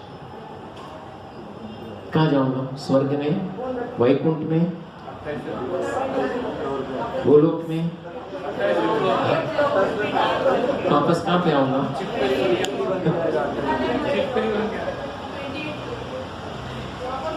वापस देखिए, कभी कभार हम लोग ऐसे रोड में जाते हैं तो भी एकदम हमें लगता है रास्ते के कुत्ते हैं, और वो ट्राई करके सेटल होते हैं कि हमारे बिल्डिंग के नीचे सेटल होने का प्रयास करते हैं। आप लोगों को अनुभव हुआ है? वॉचमैन भगाता है, फिर भी दौड़ दौड़ के वापस। अनुभव हुआ है? वो कौन थे पता है? अब पता है?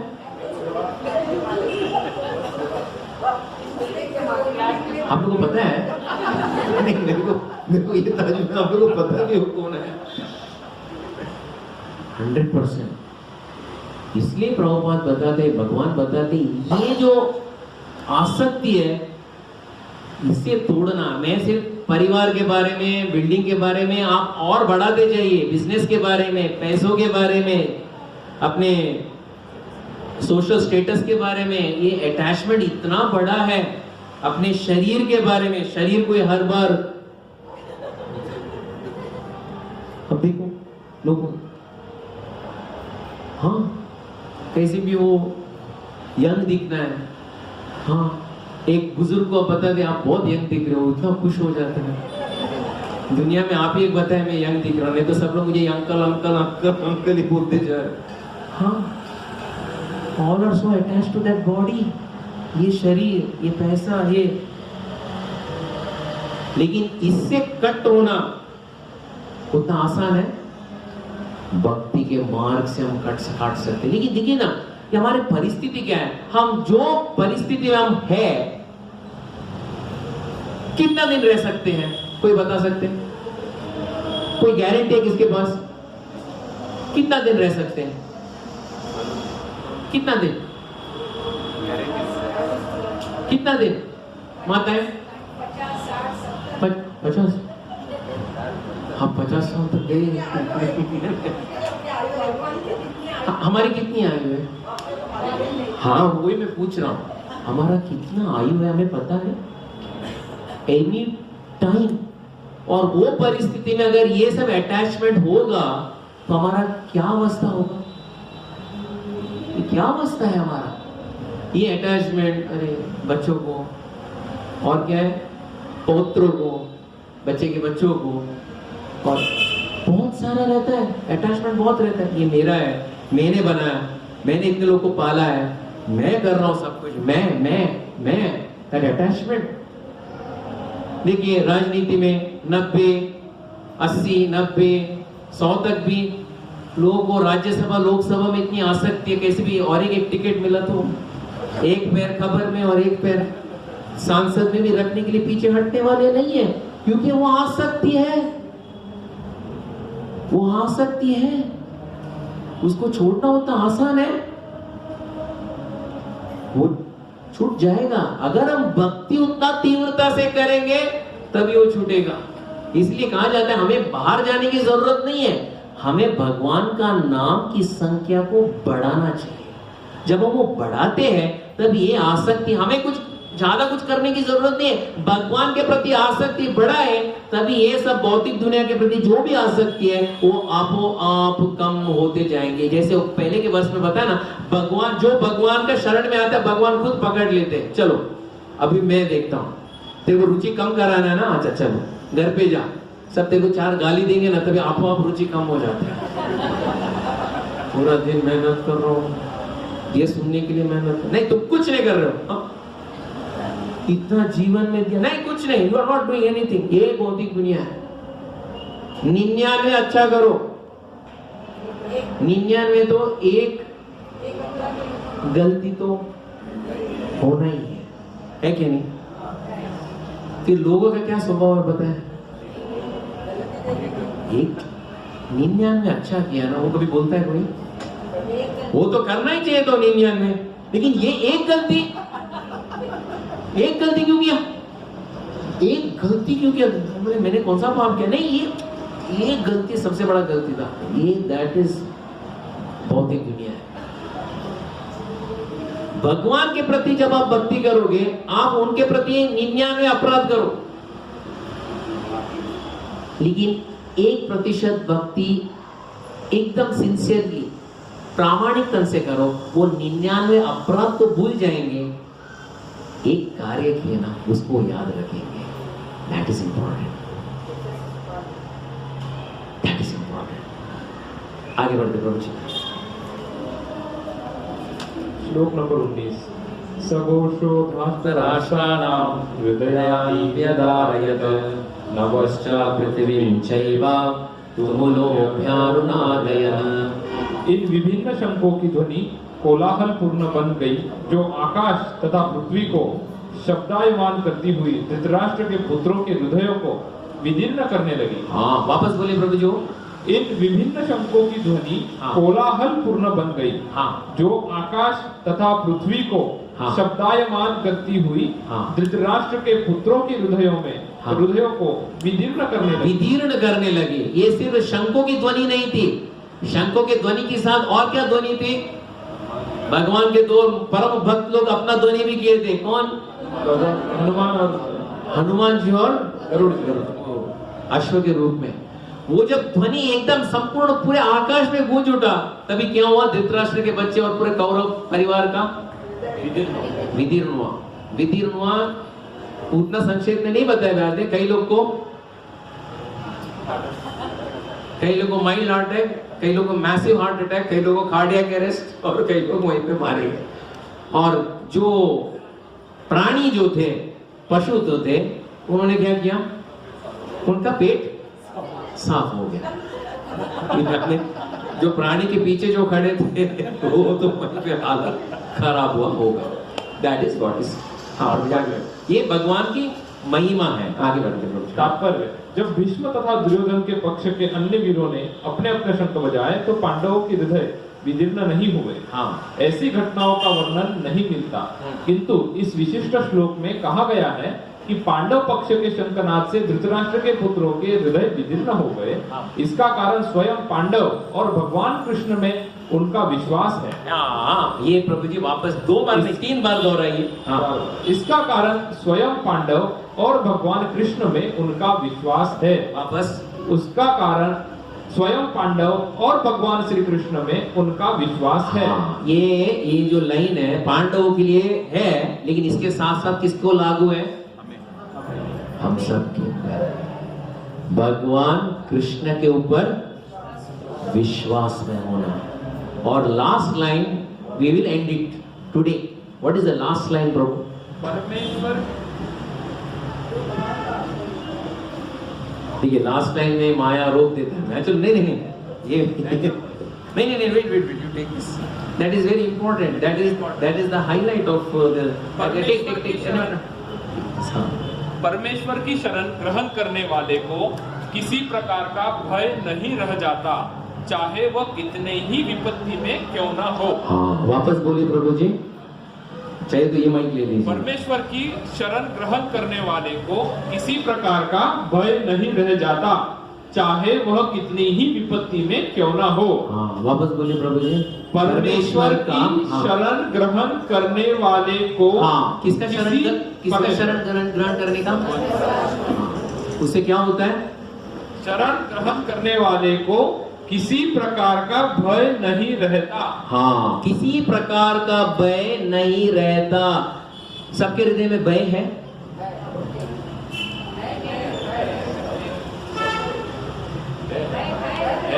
प्रभु जी लोग हम कैसे बताएं?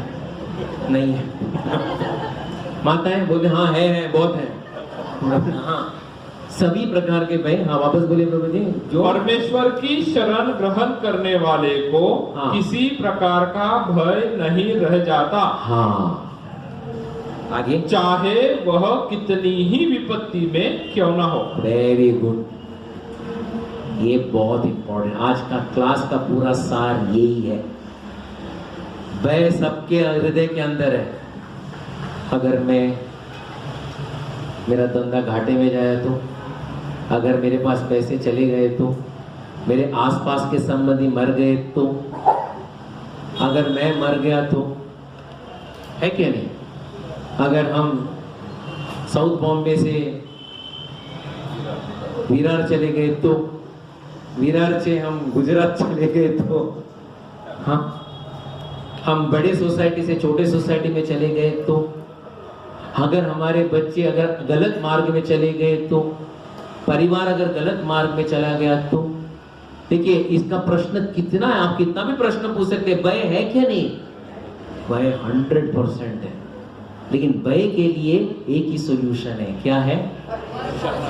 भगवान का शरणागति, भगवान का शरणागति, भगवान का नाम। इसलिए ना बहुत अच्छा रामायण में वो दिन 22 तारीख का भगवान का जब रामलला जी का जो प्राण प्रतिष्ठा हुआ था, तभी एक भजन पहले भी मैं बोला था, तभी हमारे साथ श्री रघुनाथ तो किस बात की चिंता, शरण में रख दिया जब मात को किस बात की चिंता, किया करते हो तुम दिन रात क्यों बिन बात की चिंता, किया करते हो तुम दिन रात क्यों बिन बात की चिंता, तेरे स्वामी को रहती है तेरे हर बात की चिंता,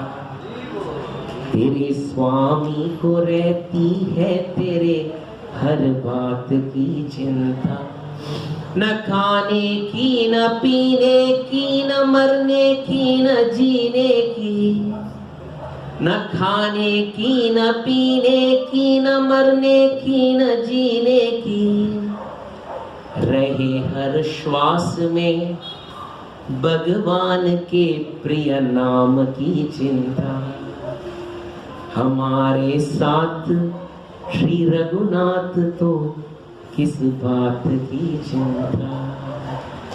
बहुत बहुत धन्यवाद, थैंक यू वेरी मच। इसके उपलक्ष्य पर किसी का कोई प्रश्न, टीका, टिप्पणी या एंडिंग? हाँ प्रभु जी, है किसी का प्रश्न? हाँ, यस माता जी, माइक प्लीज।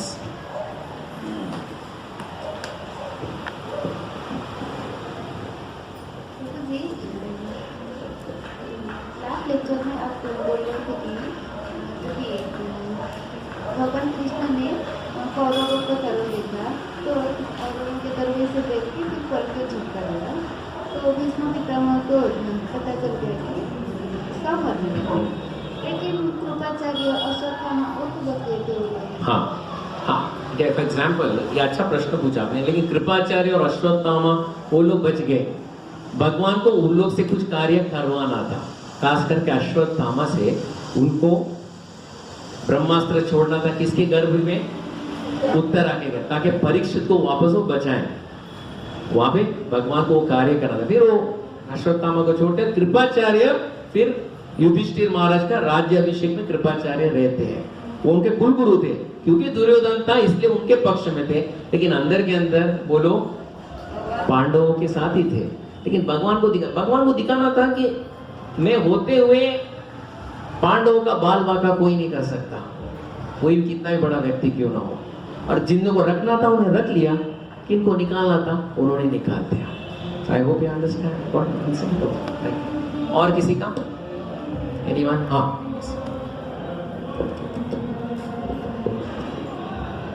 हरे कृष्णा। प्रभु जी, मेरे को एक कंफ्यूजन था। अगर हमारे आखिरी मोमेंट पे हमें फॉर इंस्टेंस जगन्नाथ या नरसिंह या किसी भी ऐसे हमें उनका याद आया भगवान का, तो क्या हम उनके लोक में जाएंगे या फिर हम गोलोक में जाएंगे? नो प्रॉब्लम, उसका टेंशन मत लो। वो टेंशन वो भगवान के ऊपर छोड़ दो। जैसे शायद मैं बताया था आप लोग को, ये कांचीपुरम में हमें हमारे एक मैं 1000 साल पहले की बात बता रहा हूँ। अभी एक हाल ही में 2-3 साल पहले कांचीपुरम में कांची वरदराज, उनका दर्शन कुछ 70 साल के बाद या 50 साल के बाद, 40 साल के बाद, हाँ 40 साल के बाद उनका दर्शन होता है। नहीं तो उनका विग्रह है कांची भगवान में कांचीपुरम में, लेकिन वो अभी जो मूल विग्रह है वहां पे एक कुंड है, वहां पे रखा जाता है। उनका 40 साल में एक बार सबका दर्शन होता है। तभी वो 1000 साल पहले के समय में वही विग्रह का आराधना हो रहा था। लेकिन उसमें क्या, कांचीपुरम में एक ऐसे बहुत बड़े भक्त थे, उनका नाम था कांचीपूर्णा।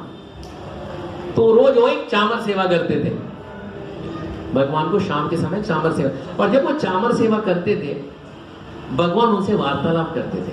क्या होगा ना, मंदिर में आप चामर सेवा करें तो भगवान बोलते चलो दामोदर साहब कैसा था आज एयर इंडिया में, कैसा था, फ्लाइट गया बराबर? तो आप चामर सेवा करते, हाँ फ्लाइट था बहुत अच्छा था, बहुत ही था। आप भी बोलेंगे कैसा था, कैसे चल रहा है सब। So how do you not like it? बहुत बढ़िया है। और सबको पता पड़ रहा था कि कांचीपुरम के पास वो शक्ति था कि वो भगवान से वो आदान प्रदान कर सकते हैं। तो कांचीपुरम के एक शिष्य थे, वो एक Ramanujacharya, Ramanuj one of the disciples of Kanchipuram. तो उन्होंने उनसे पूछा कि आप भगवान से आप वार्तालाप करते हो, मेरा एक प्रश्न है, जरा भगवान से आप पूछेंगे। उन्होंने क्या प्रश्न बोलेगा, ये अगर साधक पूरे जीवन भगवान का नाम ले रहा है, पूरे जीवन हर सैटरडे प्रोग्राम में आ रहा है वसंत विहार के क्लब हाउस, और अंत काल में कुछ कारणवश वो भगवान को याद नहीं कर पाया, उसका क्या दशा होगा? ठीक है, आज शाम को मैं पूछ लेता हूं। तो चामर सेवा शुरू हुआ और भगवान का विग्रह के साथ, अच्छा बोलो कैसा था, दिन कैसा था? अरे दिन बहुत अच्छा था, आज ट्रैफिक बहुत था, कल जब सारा पैक। अच्छा एक प्रश्न था प्रभु, अच्छा क्या प्रश्न था? रामानुजाचार्य एक प्रश्न पूछे, अगर साधक पूरे जीवन आपका नाम ले रहा है लेकिन अंत काल में कुछ कारणवश आपको वो भूल गया, तो उसकी क्या गति? तो भगवान हंसने लगे। उसके शरीर में कितना शक्ति है, वो सब शक्ति मेरे याद करने में वो बिताए तो कोई प्रॉब्लम नहीं। अंत काल में अगर कुछ कारणवश वो भूल भी गया, मैं उसको याद करूंगा। That is what is more important. आप डरिए मत, मैं जगन्नाथ और कौन, नरसिंह देव। अभी जितना आपके शरीर में शक्ति है, आप पूरा तन मन दे दीजिएगा उसमें। अंतकाल में हमें भी पता नहीं क्या है, ठीक से भगवान का नाम ले भी पाएंगे या नहीं लेंगे, लेकिन उसमें क्या होगा, एक पश्चाताप का भाव नहीं आएगा। देखिए ज्यादातर पश्चाताप देने बच्चे देखिए पूरा साल खेलते हैं, एग्जाम के दिन पूरा रात पढ़ने का प्रयास, तभी माँ बोलती है बोला क्या मैंने बोली थी तुम बोला मैंने अभी पढ़ने का मैं पश्चाताप आता है, अगली बार है ना मैं जरूर पुस्तक को मैं कभी छोड़ूंगा नहीं, वो अगली बार कभी आता भी नहीं है।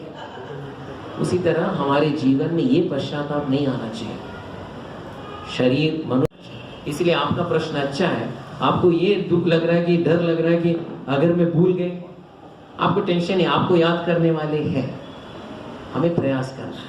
I hope I have answered your question. Yes, anyone else? Yes Prabhu जी।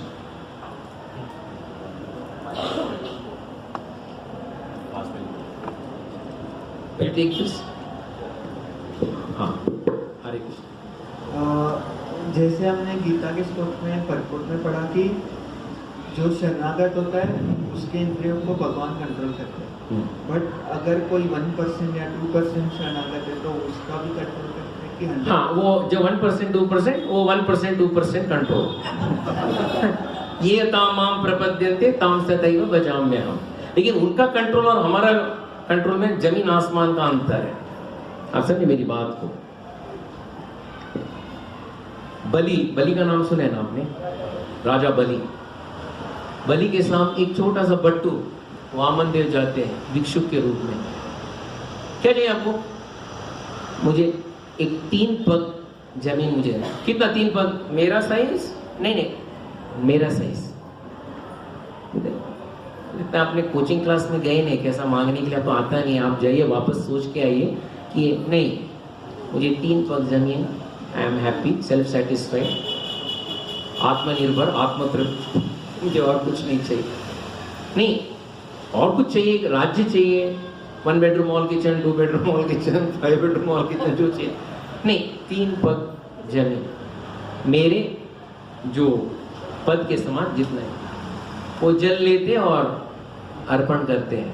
वो एक पद संपूर्ण ब्रह्मांड को कवर करता है, दूसरा नीचे के ब्रह्मांड को कवर कर देता है, तीसरा बोलते बलि कहाँ पे डालो?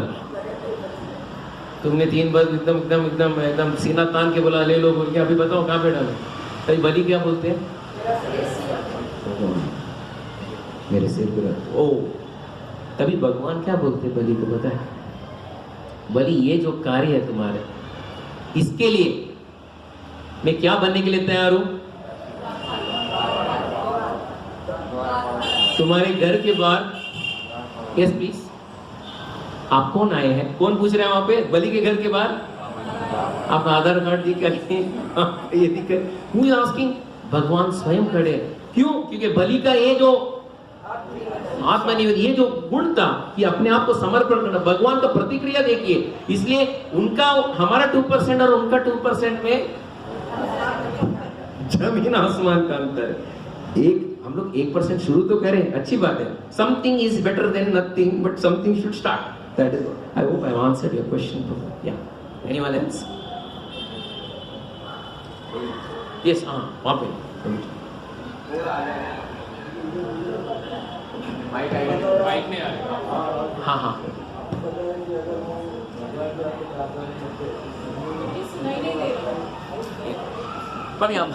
सॉरी बट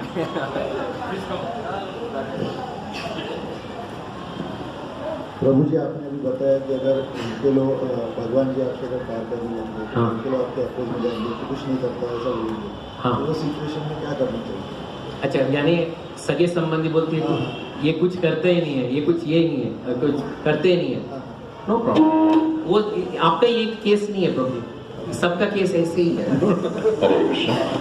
हाँ, प्रभु जी का प्रश्न ये है, मैं भक्ति में आगे जाऊं, भगवान के प्रति आसक्त है, तो घर वाले बोलते हैं निकम्मा है, कुछ मतलब का नहीं है, ऐसे बैठे रहे, हरि कृष्णा बोलते रहे, कुछ क्या किया तूने, दुनिया को क्या किया, देख वो कहाँ से कहा, तेरे साथ ही पढ़ाई कर रहा था, देख वो कहाँ से कहाँ पहुंच गया, तू वहां का वही है, तू कुछ मतलब का नहीं है। आप जो कर रहे वही करते रहेगा। हरे कृष्ण। देखिए, ये हम ये नहीं बोल रहे कि कोई व्यवसाय नहीं करना है, जितना आपसे होता है कर्म करने का प्रयास करें। लेकिन आपका सोच विचार और दुनिया का सोच विचार एक ही हो, वो कभी नहीं होगा। कोई इसके लिए कोई प्रोत्साहन देते हैं भक्ति के लिए, सब लोग एक ही रहता है। बूढ़ा व्यक्ति भी बोलता है बेटा अभी क्यों कर रहे हो, जब बूढ़े हो गए ना तभी करो। तभी आप प्रश्न पूछे अंकल आप कर रहे हो, नहीं मैं और बूढ़ा होने का प्रयास कर रहा। तो कौमार आचर्येत प्रज्ञा, भगवान बताते छोटी उम्र से ही भगवान का भक्ति में आने के लिए। देखिए इसमें बहुत सारी प्रतिक्रिया होगी, फैमिली में प्रतिक्रिया होगी, नहीं कुछ मतलब कि नहीं है तुम ये नहीं हो तुम वो नहीं हो। अगर आप उनकी इंद्र तृप्ति करोगे तो आप बहुत अच्छे व्यक्ति हो, रोज 5 स्टार होटल में लेके जाओ, आपके जैसे तो व्यक्ति है ही। बाकी आपको जो करना है करो, लेकिन हमारा इंद्र तृप्ति टाइम में करते रहो। तो ये स्वार्थ नहीं है। लोग गाली क्यों देते हैं? उनका स्वार्थ पूर्ति नहीं हो रहा इसलिए गाली दे रहे हैं।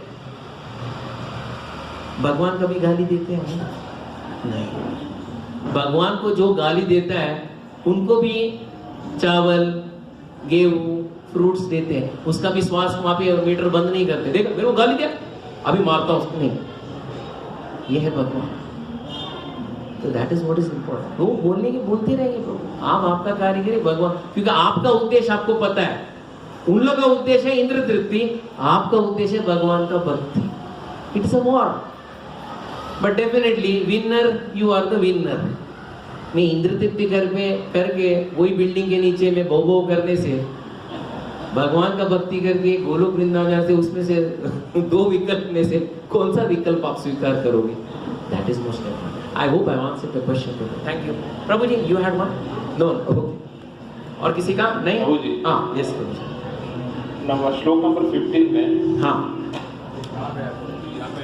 पटपट में बताते हैं हाँ भगवान समस्त जीवों के हृदय में स्थित होकर हाँ। उनकी इंद्रियों का निर्देशन करते हैं, हाँ। किंतु वे इस तरह निर्देशन करते हैं कि जीव उनकी शरण ग्रहण कर ले। हाँ। और विशुद्ध भक्त की इंद्रियों को प्रत्यक्ष करते हैं। तो यहाँ पे प्रभुपाद ने 2 डिस्टिंक्शन दिए हुए हैं हाँ। कि विशुद्ध भक्त और नॉर्मल पब्लिक, ये हाँ। उनको कहना है। करेक्ट है। हाँ। नॉर्मल पब्लिक को वो करते ही करते हैं, हाँ। अगर आप प्योर डिवोटी हो 100% प्रत्यक्ष करते हैं। 100%।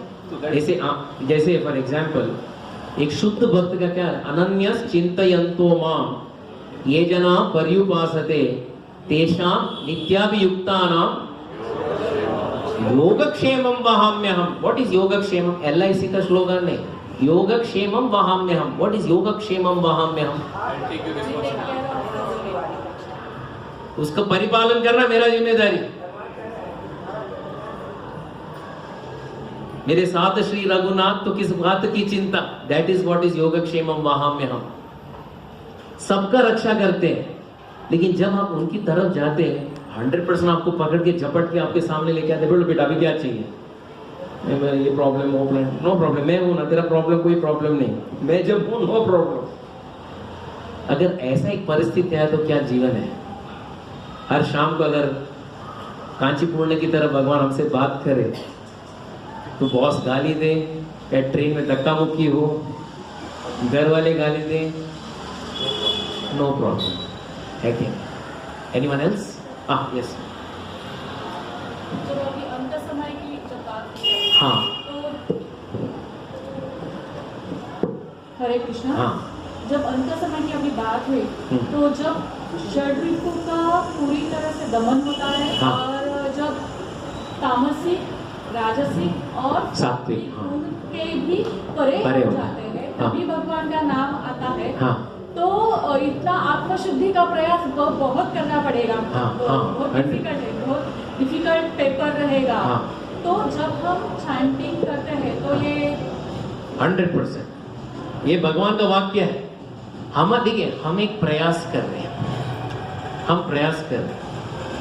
उठाना उनका काम है, वो उठाएंगे, हम वो हमारा प्रयास देखते हैं। सही में तुम मुझे चाहते हो, आप मुझे चाहते हो, भगवान बोलेंगे आप मुझे चाहते हो, हाँ भाई आप भगवान का नाम ले रहे हो, आगे का कार्य वो करते हैं हम, लेकिन प्रामाणिक तन से करना चाहिए। That is what is more important. उनके साथ कुछ बोलते ना, नो चीटिंग, उनके साथ प्रामाणिक तन से आगे का कार्य, योगक्षेमं वहाम्यहम्, मैं करता हूँ।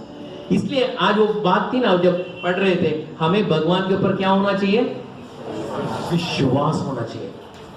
वो विश्वास बढ़ाने के लिए ये सैटरडे का प्रोग्राम या संडे का प्रोग्राम, भक्तों का संग, प्रसाद के साथ, भगवान का नाम के साथ, वो विश्वास बढ़ाने के लिए। आप बाहर जाओ, विश्वास बढ़ेगा। देखो आप म्यूजिक सुन रहे हैं, विश्वास बढ़ेगा। सब लोग को नाचते देखते हैं, क्या मजे में है।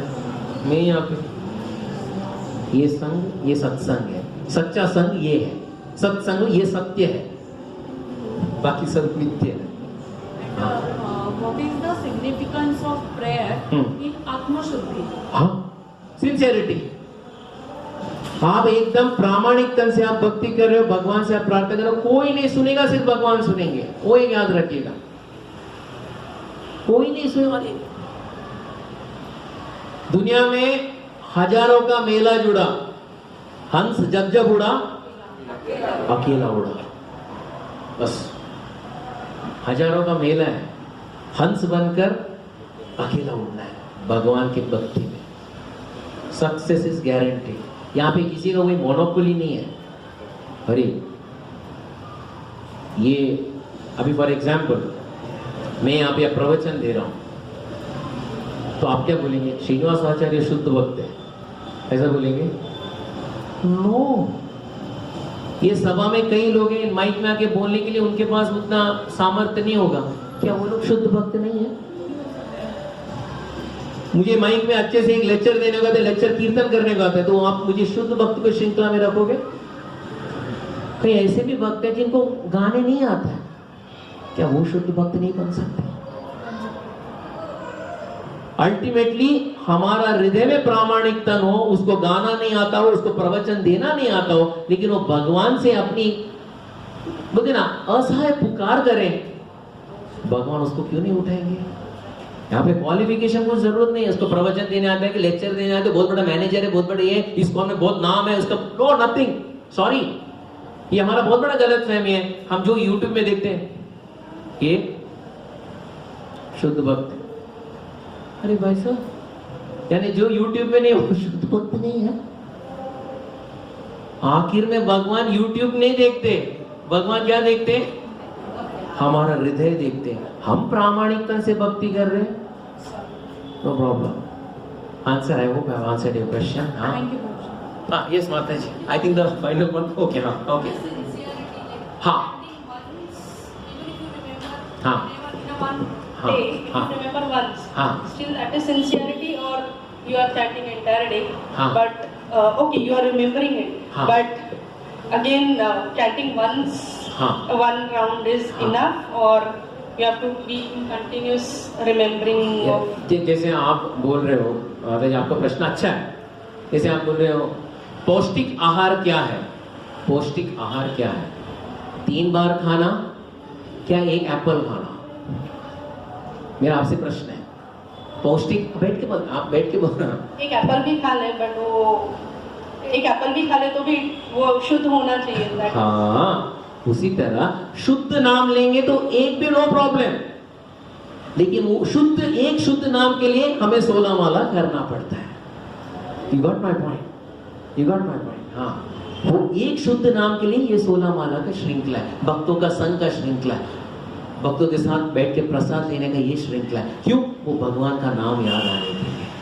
One name, that is most important. I hope I have answered it. It's ultimately sincerity. वो sincerity के लिए quality is important. Along with the quality, even quantity is a part of the quality. तो इसलिए 16 माला is also important to get that one शुद्ध नाम। I hope I have answered your question. Thank you very much. बहुत बहुत धन्यवाद। हरे कृष्णा। आप लोग का समय ऐसे भगवत भक्ति में चिंतन में रहे, और ये अभी 5 मिनट हम नरसिंह आरती गाएंगे हमारे दामोदर सखा प्रभु। हरे कृष्णा।